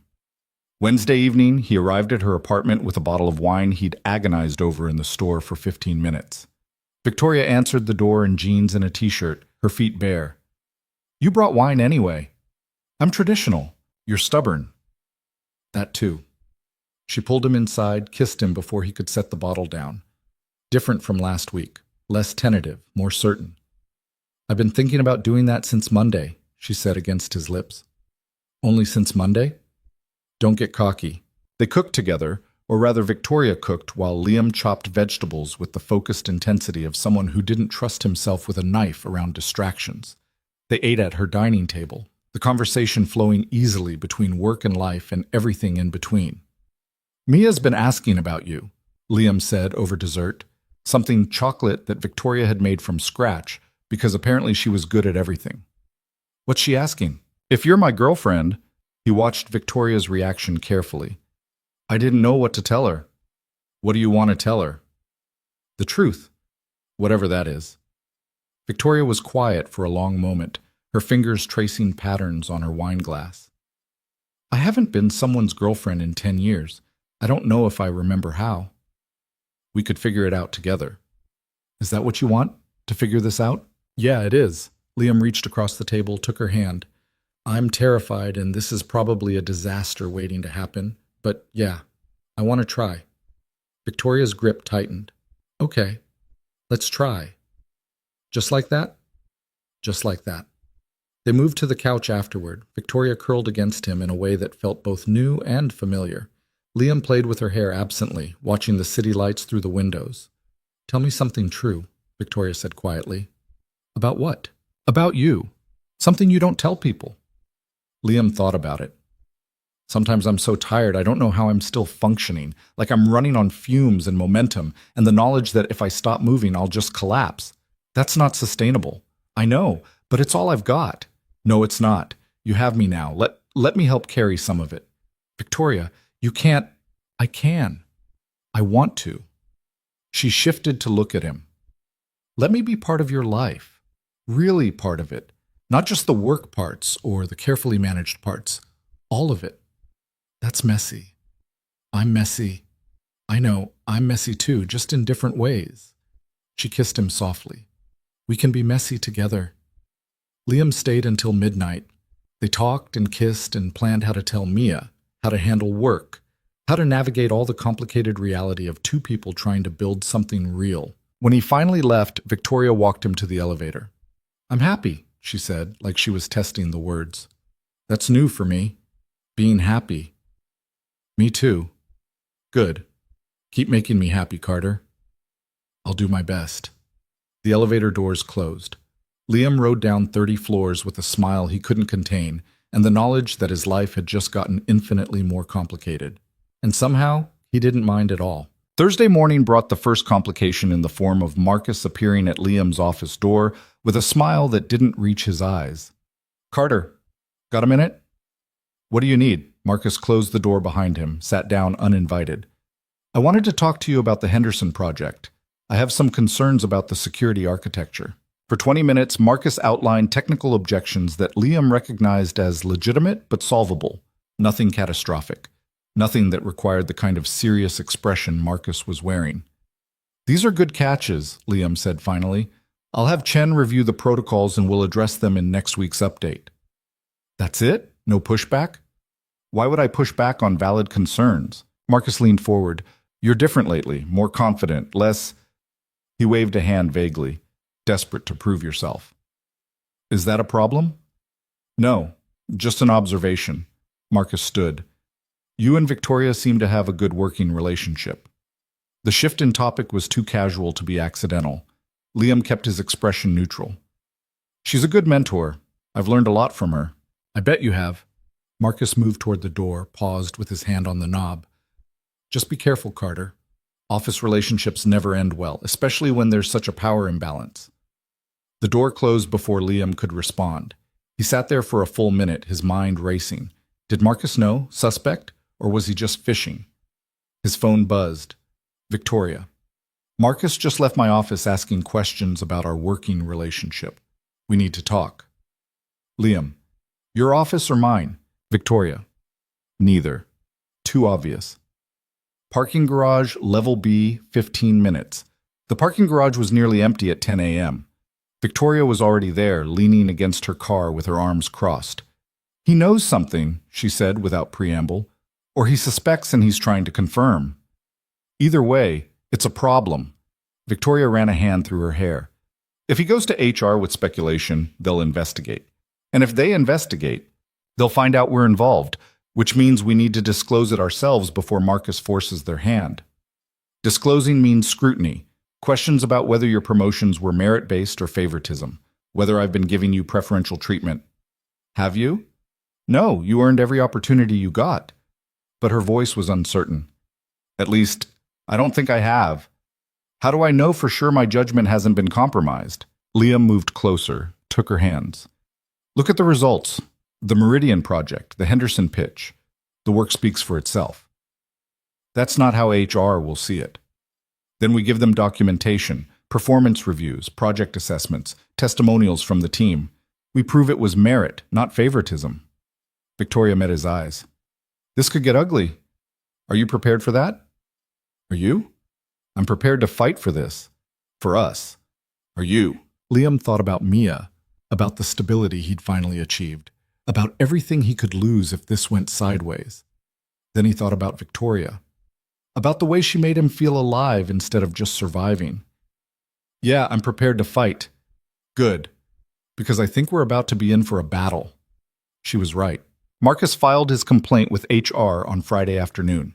Liam found out when his calendar pinged with a meeting request from Patricia Mendez, Director of Human Resources, Scheduled for Monday morning at 8 a.m., mandatory attendance. No agenda provided. His phone rang 30 seconds later. Victoria. You got the meeting request? Yeah, you? Mine's at 9. They're separating us for the interviews. Her voice was tight. Marcus went nuclear. Formal complaint alleging favoritism, inappropriate workplace relationship, possible ethics violations. Liam sat down heavily in his desk chair. How bad can this get? Worst case? They terminate both of us. Best case? Written reprimands and forced separation of our professional relationship. Either way, it's going to be ugly. I'm sorry. This is my fault. I should have been more careful, more... Don't. This isn't on you. I knew the risks when I started this. Victoria was quiet for a moment. We need to get our stories straight. Be completely honest with HR about the timeline. When the relationship started, how we've kept it separate from work decisions. What if they don't believe us? Then we deal with it, together. She paused. Liam, if this costs you your job, we'll figure it out. Whatever happens, we'll figure it out. You sound more confident than I feel. One of us has to be. Victoria laughed, but it was strained. Go home. Spend the weekend with Mia. We'll face this Monday. Liam picked up Mia from after-school care and took her to the park, trying to be present despite his mind spinning through worst-case scenarios. She noticed immediately. You're sad, Daddy. Just thinking about work stuff. Is it bad? He pulled her onto his lap on the park bench, held her close. Might be. But even if it is, we'll be okay. I promise. Are you going to lose your job? The question hit him like a punch. I don't know, baby. Maybe. Because of Ms. Hale? Liam went still. Why would you think that? Because you like her. And she likes you, I can tell. Mia pulled back to look at him seriously. Are you boyfriend and girlfriend? There was no point lying. Kids were too perceptive for that. Yeah, we are. Is that okay with you? Mia considered this. Does she make you happy? She does. Then it's okay. But Daddy? Yeah? If you lose your job because people are mean about you having a girlfriend, that's really dumb. Liam laughed despite everything. You're absolutely right. It is really dumb. Are you going to fight the dumb people? Yeah, baby. I'm going to fight. Good. Because you're really good at your job. Ms. Hale told me so. That stopped him. When did she tell you that? When I emailed her about whale sharks, she said you're the smartest person she works with and she's lucky to have you on her team. Mia leaned against him. She said lots of nice things about you. Liam held his daughter close and tried not to think about what Monday might bring. The weekend passed too quickly. Saturday, he took Mia to the aquarium, let her drag him through every exhibit twice. Sunday, they made pancakes and watched movies and pretended everything was normal. Victoria texted once. Thinking about you? About tomorrow. We've got this. Liam. We do. See you on the other side. Monday morning arrived with the weight of inevitability. Liam wore his best suit, dropped Mia at school with extra-long hugs, and drove to the office with his stomach in knots.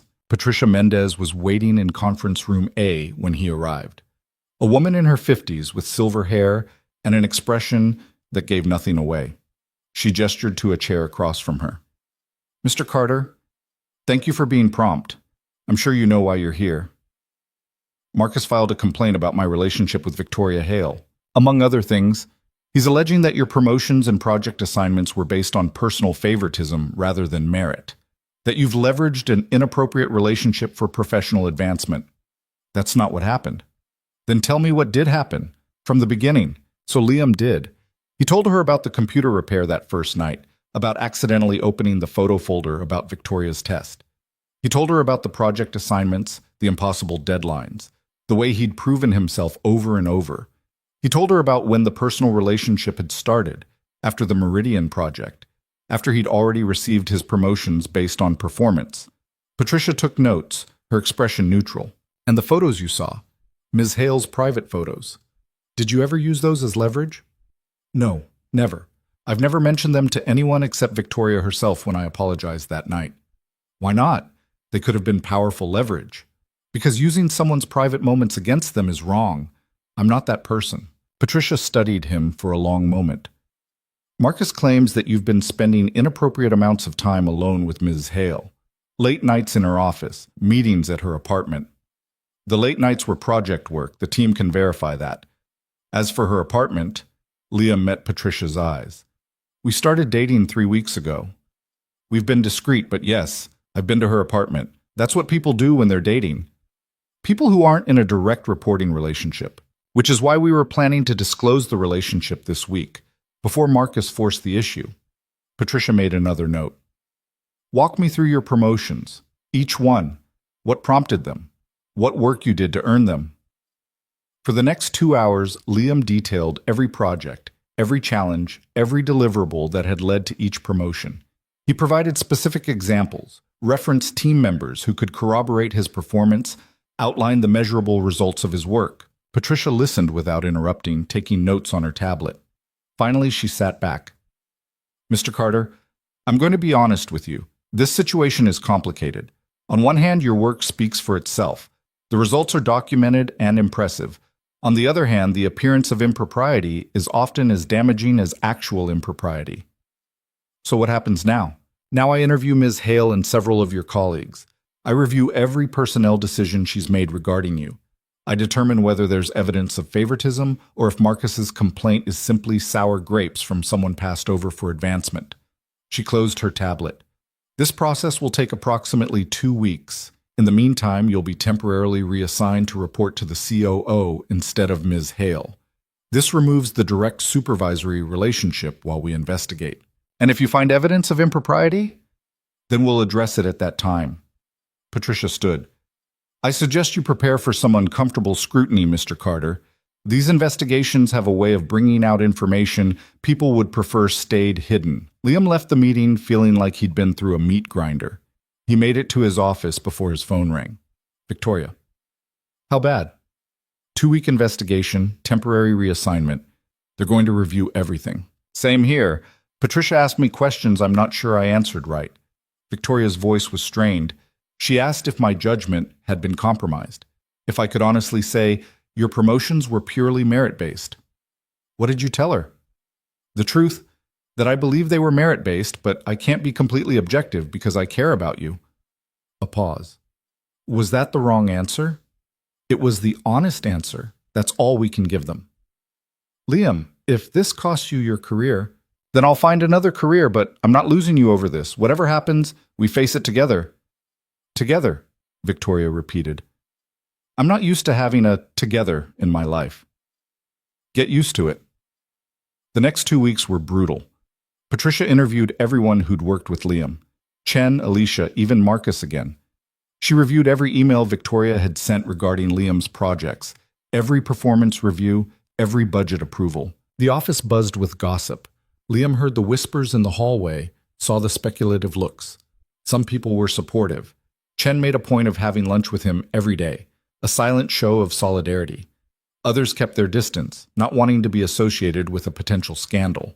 Marcus played the wronged party perfectly, his concerned expression in every meeting making Liam want to punch something. Victoria handled it with her usual composure, but Liam could see the strain. They couldn't meet privately, couldn't even have lunch together without it being noted and potentially used as evidence. They communicated through carefully worded texts sent from personal phones, brief messages of support and frustration. Mia noticed the change in his mood. Is the fighting with the dumb people going okay? It's going, slowly. Are you winning? I don't know yet, baby. She hugged him fiercely. You better win, because Ms. Hale is nice and I like her. Me too, sweetheart. Me too. Day 14 of the investigation, Patricia called them both to her office. Together this time. Liam arrived first. Victoria came in 2 minutes later, their eyes meeting across the room with the weight of 2 weeks of separation. Patricia gestured for them to sit. I've completed my investigation.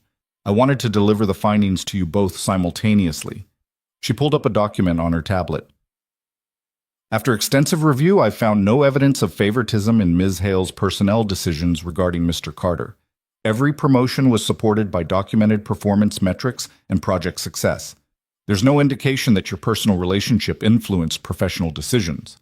Liam felt something in his chest unclench. However, Patricia continued, The appearance of a conflict of interest remains.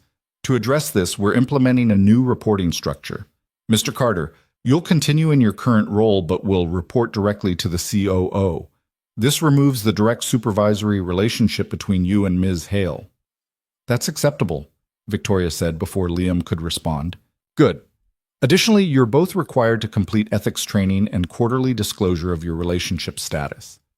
Any change in the relationship must be reported immediately. Patricia looked between them. To be clear, the company isn't prohibiting your relationship.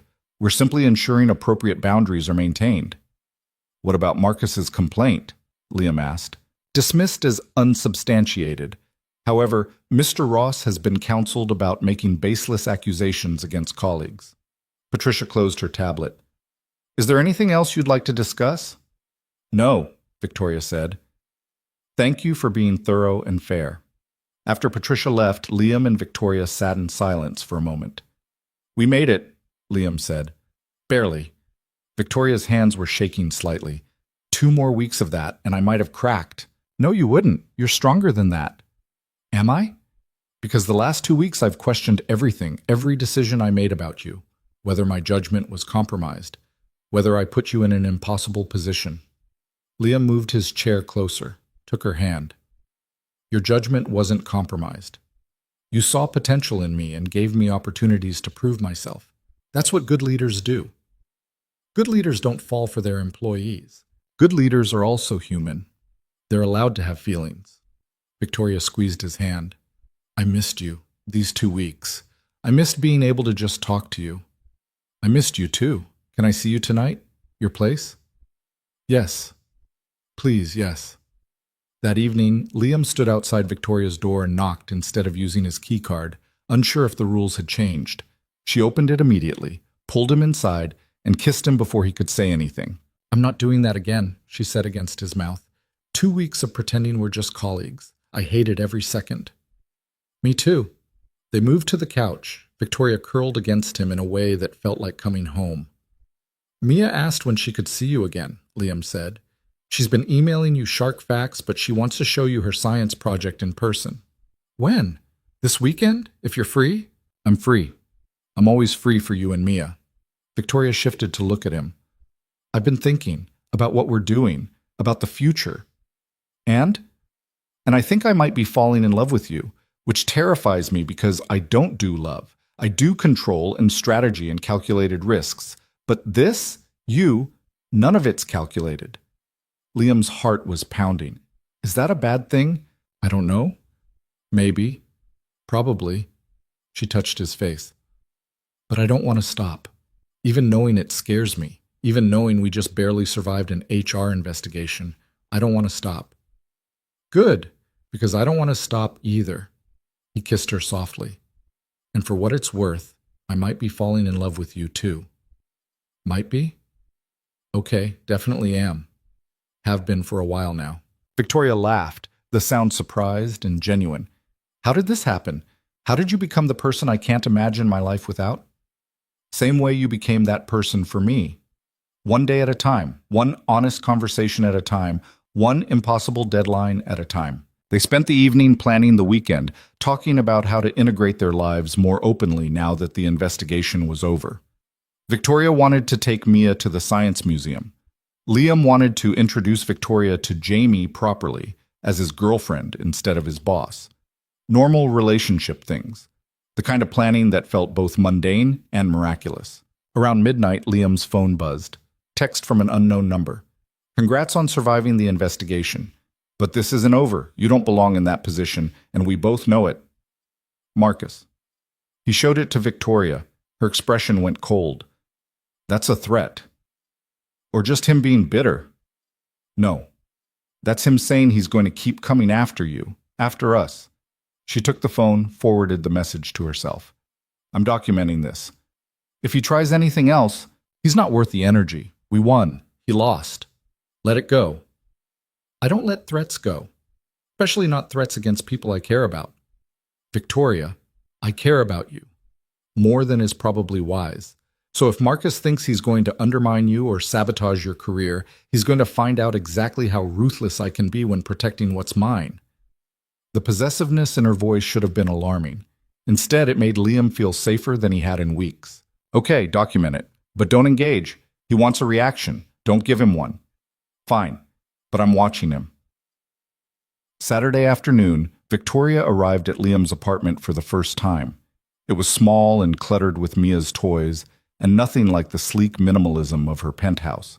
Liam felt a flash of self-consciousness as she looked around. Sorry about the mess. With Mia, it's constant chaos. I like it. It feels lived in, real. Victoria picked up a stuffed shark from the couch. This must be Mr. Chompers. Mia mentioned him in her last email. That's him. He's her favorite. Mia came running from her room, launched herself at Victoria with the fearlessness of a 7-year-old who decided someone was trustworthy. You came! Daddy said you were coming, but I wasn't sure. Of course I came, I promised, didn't I? Victoria hugged her back, looking only slightly overwhelmed by the enthusiasm. I heard you have a science project to show me? It's about ocean ecosystems. Want to see? They spent the next hour looking at Mia's poster board, covered in drawings of sharks and fish and coral reefs, her careful handwriting explaining food chains and symbiotic relationships.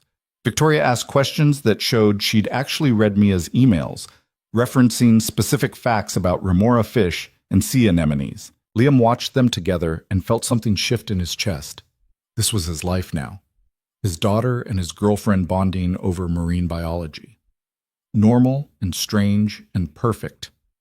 That evening, after they'd taken Mia to the science museum and gotten ice cream and come back exhausted and happy, Victoria helped put Mia to bed. His daughter insisted Victoria read the bedtime story, a book about whale sharks that she'd read approximately 1,000 times. Will you come back next weekend? Mia asked when Victoria finished. If your dad wants me to.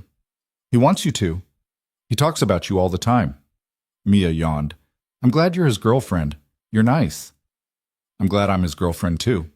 After Mia was asleep, Liam and Victoria sat on his couch, old and sagging, nothing like her furniture, and he waited for her to say something about his small apartment or his chaotic life.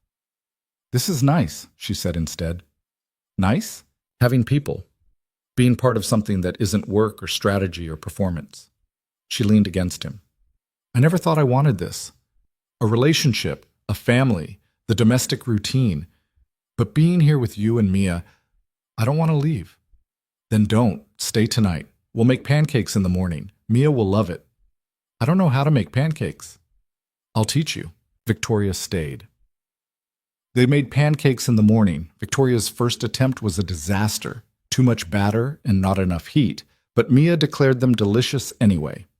They spent Sunday at the park, the three of them, and Liam took pictures on his phone of Victoria pushing Mia on the swings, both of them laughing. This was what happiness looked like. Messy and imperfect and absolutely real. Monday morning brought a new message from Marcus. Enjoy it while it lasts. You're going to fall eventually. I'll be there when you do.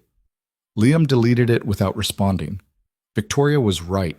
Marcus wasn't going to let this go. But Liam had something Marcus didn't.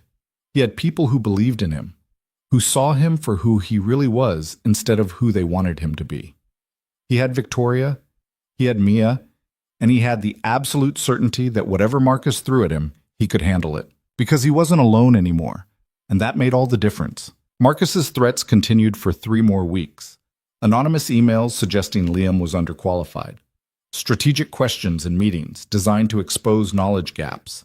Small sabotages, files that went missing, meetings scheduled without Liam's input, credit for his work quietly redirected to others. Victoria noticed before Liam did. He's trying to build a case, she said over dinner at her apartment on a Tuesday evening. They'd fallen into a routine, 3 nights a week at her place, weekends at his with Mia. Document everything, every email, every incident. We're going to need it. I'm handling it. Are you? Because from where I'm sitting, you're letting him undermine you. What do you want me to do? Go to HR again? Start a war in the office? Liam set down his fork, frustrated. I just survived one investigation. I'm not eager to invite another. So you're just going to let him win? I'm going to keep doing good work. Let the results speak for themselves. Victoria was quiet for a moment, studying him with that intensity he'd come to recognize as her processing something important. You know what I realized about you, Carter? You're so used to being invisible that you don't know how to fight when people actually see you. The observation hit harder than he expected. What's that supposed to mean? It means for years you survived by being beneath notice. The IT guy in the basement, the single dad who kept his head down and did his job. Invisible was safe. But now you're visible. You have authority, respect, a seat at the table, and you still haven't figured out how to protect what you've built. I protect it by doing good work. That's not enough. Not when people like Marcus are actively working to destroy you. She leaned forward. You need to stop being so afraid of taking up space, of asserting yourself, of actually fighting back. I'm not afraid. You're terrified. I can see it every time you deflect a compliment or minimize your accomplishments. You still don't believe you belong here. Liam stood, moved to the windows overlooking the city. His city now, in a way it hadn't been 6 months ago.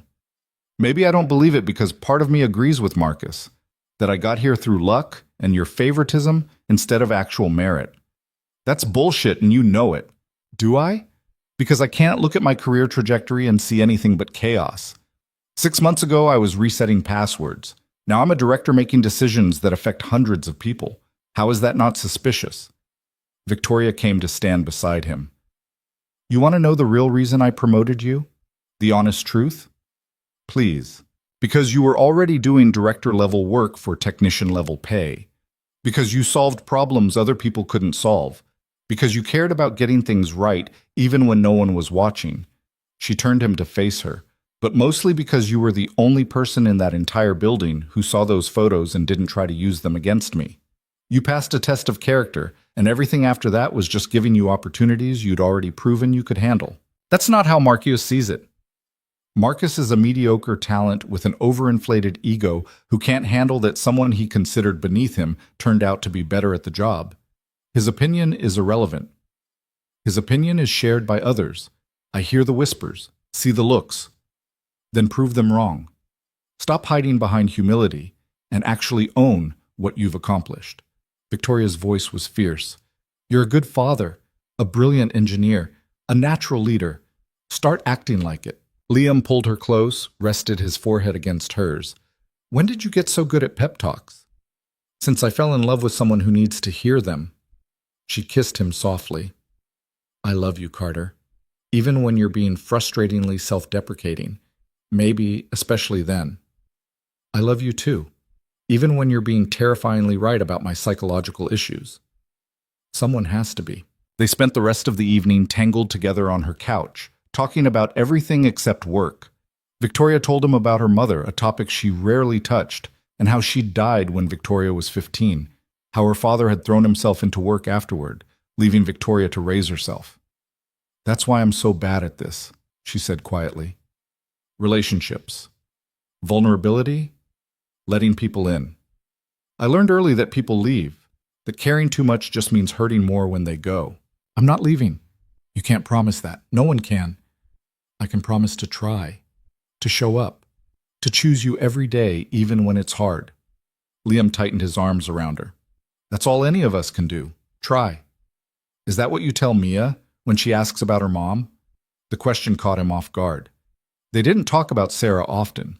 It felt like sacred ground neither of them wanted to disturb. I tell her that her mom loved her more than anything, that love doesn't end just because someone's gone, that it's okay to miss her and be happy at the same time. Do you believe that?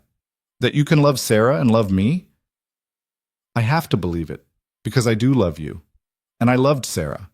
They're different loves, different people, different versions of me. He looked at Victoria. Does that bother you? No, it makes me feel less guilty about being glad she's gone. Liam went still. Victoria, I don't mean it cruelly. I'm sorry for what you went through. Sorry for Mia losing her mother. But selfishly, if Sarah were still alive, you wouldn't be here with me. So part of me is glad for the circumstances that brought you into my life, even though those circumstances were tragic. The honesty was brutal and raw and exactly what Liam needed to hear. Because he'd been carrying guilt too. Guilt about moving on, about being happy, about building a life that didn't include Sarah. She would have liked you, he said. Sarah. She would have appreciated how you push me, challenge me, don't let me hide. I wish I could have met her. Me too. They fell asleep on the couch that night, wrapped around each other. Liam woke at 3 a.m. to his phone buzzing. Text from Jamie. Mia had a nightmare. She's asking for you. Can you come? He extracted himself carefully from Victoria's arms, left a note on the coffee table, and drove across town to Jamie's house. Found his daughter crying in his sister's guest room, clutching Mr. Chompers. Daddy! Hey, baby, I'm here. What happened? I had a dream about Mommy, that she came back but she didn't know who I was. Mia was sobbing, her small body shaking. She looked at me like I was a stranger. Liam's heart broke. That must have been scary. Do you think she'd forget me if she could see me now? No, sweetheart, never. You were the most important thing in her whole world. She could never forget you. But I'm forgetting her. I can't remember what her voice sounded like anymore, or how she smelled. I'm forgetting, and I don't want to forget. Liam held his daughter while she cried, his own eyes burning. This was the grief that never ended, the loss that kept finding new ways to hurt. It's okay to forget some things, he said when her sobs had quieted. Our brains can't hold on to everything, but the important parts, the love, that stays. That's in you always. Do you still love her? I do. Different than before, but yes. Do you love Ms. Hale? The shift in topic was so quintessentially Mia that Liam almost smiled. Yes, I love Victoria too. Is that allowed? To love two people? Yeah, baby. Love isn't a limited resource. You can love lots of people lots of different ways. Mia was quiet for a moment, processing. I love Victoria too. She's teaching me about marine biology and she listens when I talk and she makes you smile. She makes you smile too. Yeah, is she going to be my mom now? She's going to be Victoria. That's enough. You only get one mom, and that was Sarah. Victoria is something different, something new. I like new. Me too, sweetheart. Me too. He stayed with Mia until she fell back asleep, then crashed in Jamie's guest room for what was left of the night. His phone buzzed at 6 a.m. Victoria, you left. Everything okay? Liam. Mia had a nightmare. I'm at Jamie's. Sorry I didn't wake you. Victoria, don't apologize. That's what good fathers do. See you at work? Liam, yeah, coffee first though. Victoria, always. The Henderson pitch was scheduled for Thursday. 3 months of preparation coming down to a 90-minute presentation that would either establish the company as an industry leader or confirm Marcus's belief that Liam was a fraud. The night before, Victoria showed up at Liam's apartment with Thai food and unexpected nerves. What if we blow this, she asked, pacing his small living room while Mia did homework at the kitchen table. We won't. You don't know that? I know we've prepared. I know the technical architecture is solid. I know our team has put together the best pitch we're capable of. The rest is out of our control. I hate things being out of my control. I know, but sometimes that's where the best stuff happens. In the spaces we can't control.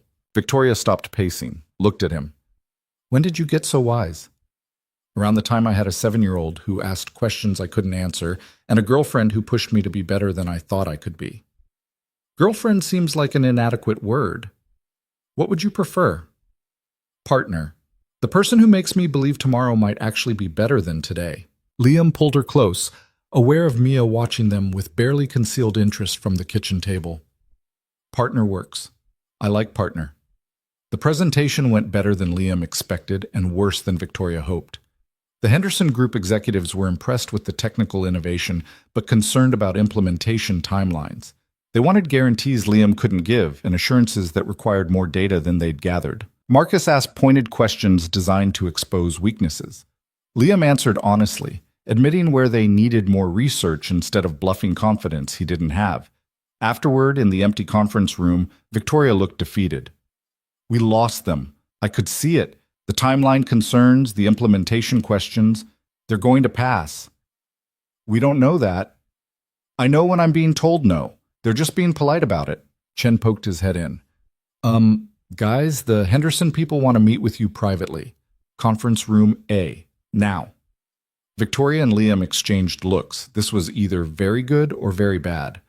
They found the Henderson Group's CEO, a woman named Rachel Kim, waiting with her CTO. Ms. Hale, Mr. Carter, thank you for the presentation. It was thorough and well prepared. Thank you, Victoria said carefully. We're happy to address any additional concerns you might have about. We want to move forward, Rachel interrupted. Pending contract negotiations, of course. But your proposal is exactly what we need. Mr. Carter's honesty about the limitations was refreshing. Too many vendors overpromise and underdeliver. You seem committed to the opposite. Liam felt the shock of it wash through him. You're saying yes? We're saying yes. Your technical director impressed us. The integrity of admitting what you don't know is rare in this industry. Rachel stood, extended her hand.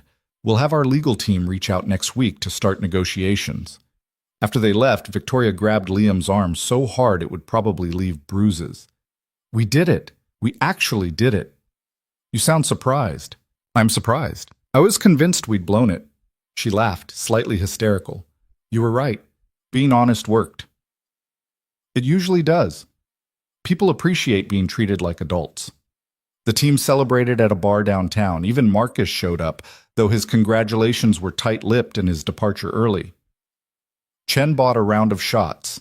Alicia gave a slightly drunk speech about teamwork and perseverance. Liam left early, wanting to tell Mia in person. Found his daughter and Jamie at home, watching a nature documentary about sharks. We got it. The Henderson account. Mia launched herself at him. You won. We won. The whole team. Does this mean you're staying at your job? That the mean people didn't win?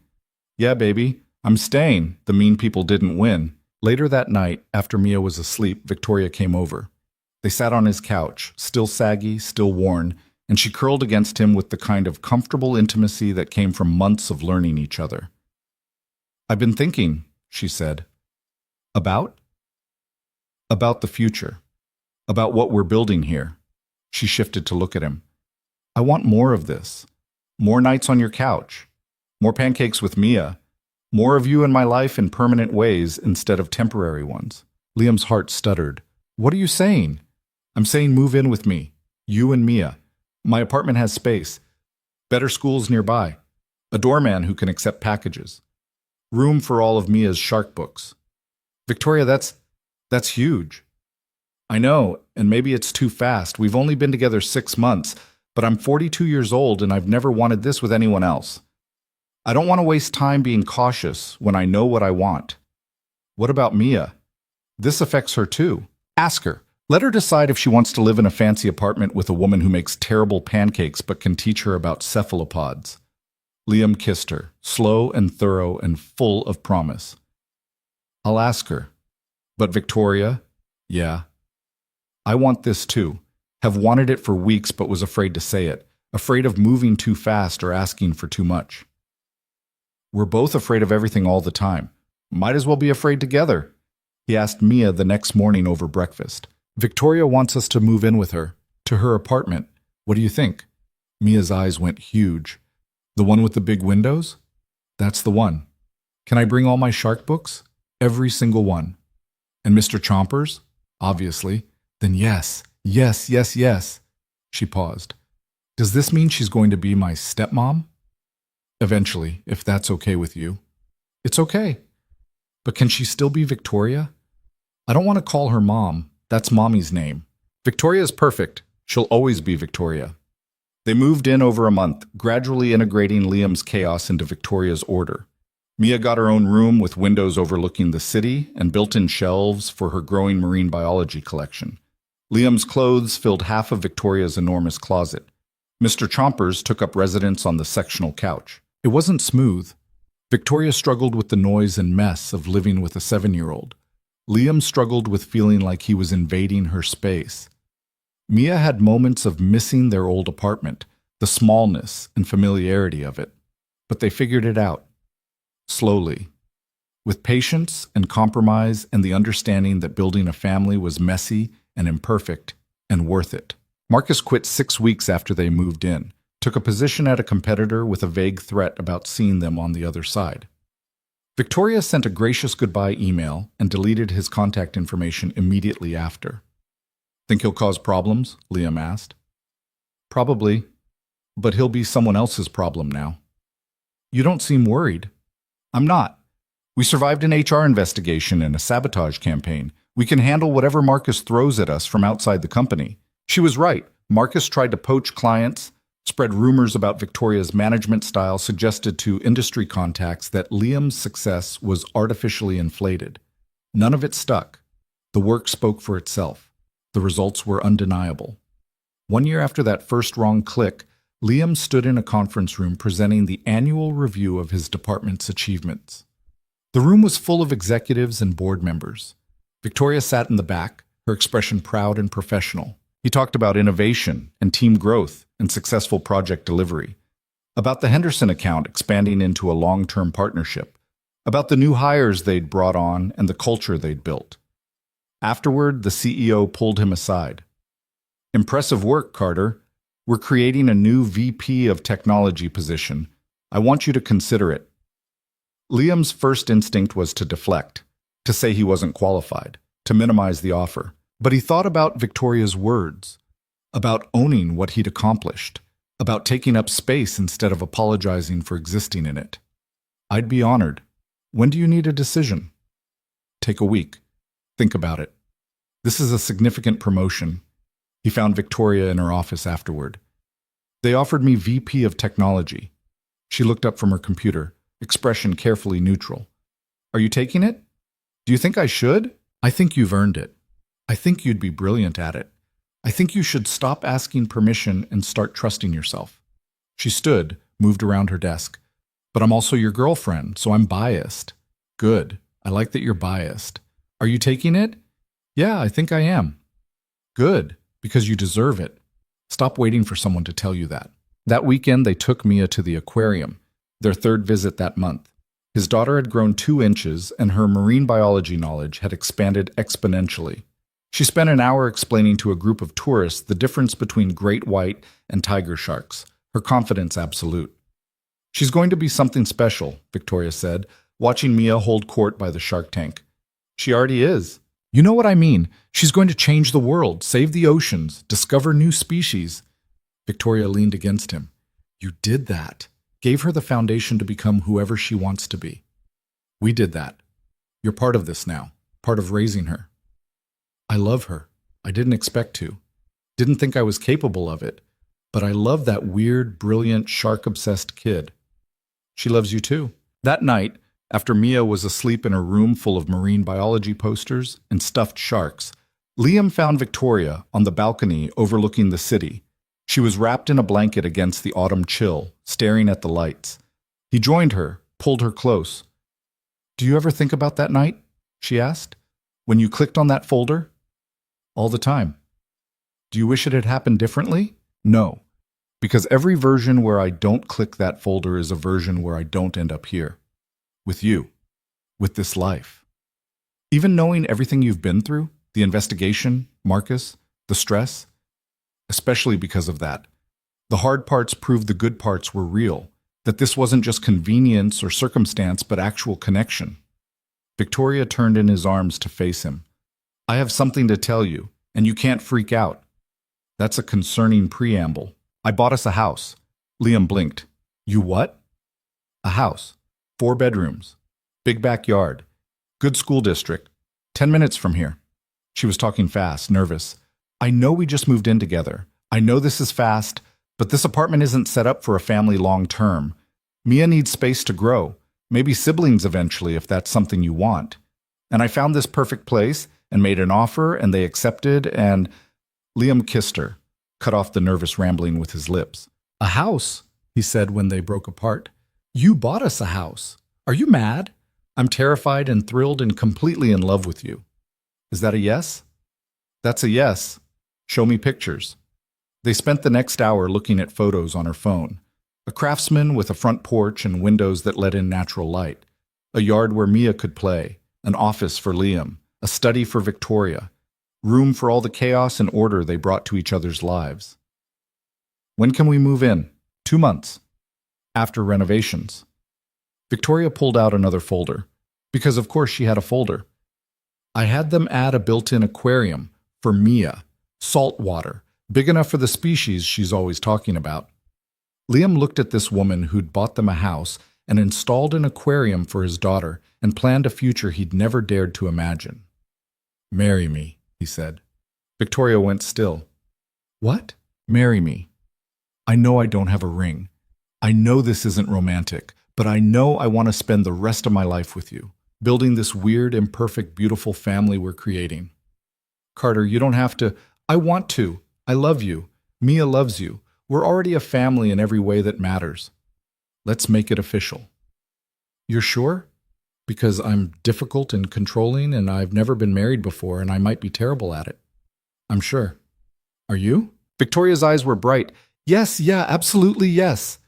They got married 6 months later in a small ceremony with just family and close friends. Mia was the flower girl, wearing a dress covered in tiny embroidered sharks that Victoria had commissioned specially. Jamie cried through the entire ceremony. Chen and Alicia came with the whole team. Marcus sent a card. Victoria threw it away unopened. Standing at the altar, watching Victoria walk toward him, Liam thought about that night in her office. The wrong click that had changed everything. The moment of panic that had transformed into the best thing that ever happened to him. Hi, Victoria whispered when she reached him. Hi, he whispered back. The officiant began speaking. Liam barely heard the words.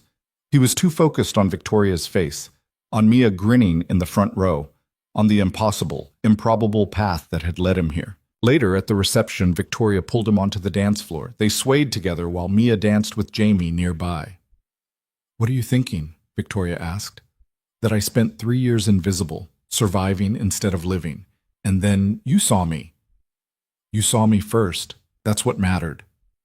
We saw each other. Yeah, we did. She rested her head on his shoulder. Thank you. For what? For clicking that folder, for being honest, for showing up every day even when it was hard, for giving me a family I didn't know I wanted. Thank you for testing me, for pushing me, for loving me even when I didn't think I deserved it. You always deserved it. You just needed someone to help you see it. They danced until the song ended, then another started, and they kept dancing. Mia joined them, the three of them together on the dance floor. A family built from wrong clicks and right choices and the courage to be seen. 5 years later, Liam stood in their backyard watching Mia, now 13 and already taller than Victoria, explain marine conservation to her younger brother. Marcus Jr. was 5 and obsessed with dinosaurs instead of sharks, much to his sister's consternation. Victoria came out with lemonade, settled beside him on the porch swing. You're thinking too loud, she said, just remembering. That night, every moment that led us here. Any regrets? Not a single one. Marcus, the original Marcus, had indeed caused problems for a few years. Tried to undermine their company, poach clients, spread rumors. But eventually, he'd faded into irrelevance, his mediocrity catching up with his ambition. Liam had become VP of Technology, then CTO. Victoria had moved to CEO when the board forced out the previous leadership. They'd built something together. Not just a company, but a partnership, a life. Daddy? Mia called from the yard. Come explain the Mariana Trench to Marcus. He doesn't believe me about the pressure. You explain it, Liam called back. You know more than I do. But he listens to you. Then make him listen to you. Use your knowledge. Be confident. Mia rolled her eyes, but turned back to her brother with renewed determination. Victoria laughed. She's you, brilliant and self-doubting and needing someone to tell her she's already good enough. She's us, your intelligence, my insecurity, and a healthy dose of her own personality. I like who she's becoming. Me too. That night, after the kids were asleep and the house was quiet, Liam found Victoria in their study working on quarterly reports. He pulled her away from the computer, led her to their bedroom. What are you doing? Reminding you that life exists outside of spreadsheets. I know that. I have 2 children as evidence. Then act like it. Close the laptop. Be present. Victoria smiled. Is this you being assertive, taking up space, demanding what you want? Yeah, it took me long enough, but I figured it out. You were right. I needed to stop apologizing for existing. I'm always right. Mostly right. I'll take it. She closed the laptop, took his hand. What did you have in mind? Nothing fancy, just us, talking, being together. They lay in bed talking about everything and nothing. About Mia's college plans. She wanted to study marine biology at Scripps, naturally. About Marcus Jr.'s latest dinosaur phase. about the company and future plans and retirement dreams. Do you ever miss it? Victoria asked. The simplicity of before? When you were just the IT guy and life was uncomplicated? No, life wasn't simple then. It was just smaller, more limited. I was surviving, not living. And now? Now I'm living, really living, with you and Mia and Marcus and this chaotic, beautiful life we've built. Even with all the complications, the pressure, the visibility, especially because of that. Because being seen means mattering, having impact, making a difference. He pulled her closer. You taught me that. That being invisible isn't safety. It's just another form of not existing. You taught me something too. What's that? That being vulnerable isn't weakness. That letting someone in doesn't mean losing control. That love, real love, is worth the risk of getting hurt. They fell asleep wrapped around each other, the way they had for years, the way they would for years to come. Because that wrong click, that accidental invasion of privacy, had taught them both something essential. That the moments that change your life aren't always the ones you plan for. Sometimes they're the mistakes, the accidents, the times when you click the wrong folder and see something you weren't supposed to see. And sometimes those moments lead exactly where you needed to go all along, to being seen, to being known, to being loved for exactly who you are, flaws and fears, and all the messy, complicated parts of being human. Liam had spent 3 years invisible, and then Victoria Hale had asked him a simple question. Do you think I'm pretty? He'd answered honestly, and that honesty had rewritten his entire life. Not perfectly, not smoothly, but real. And real was always enough.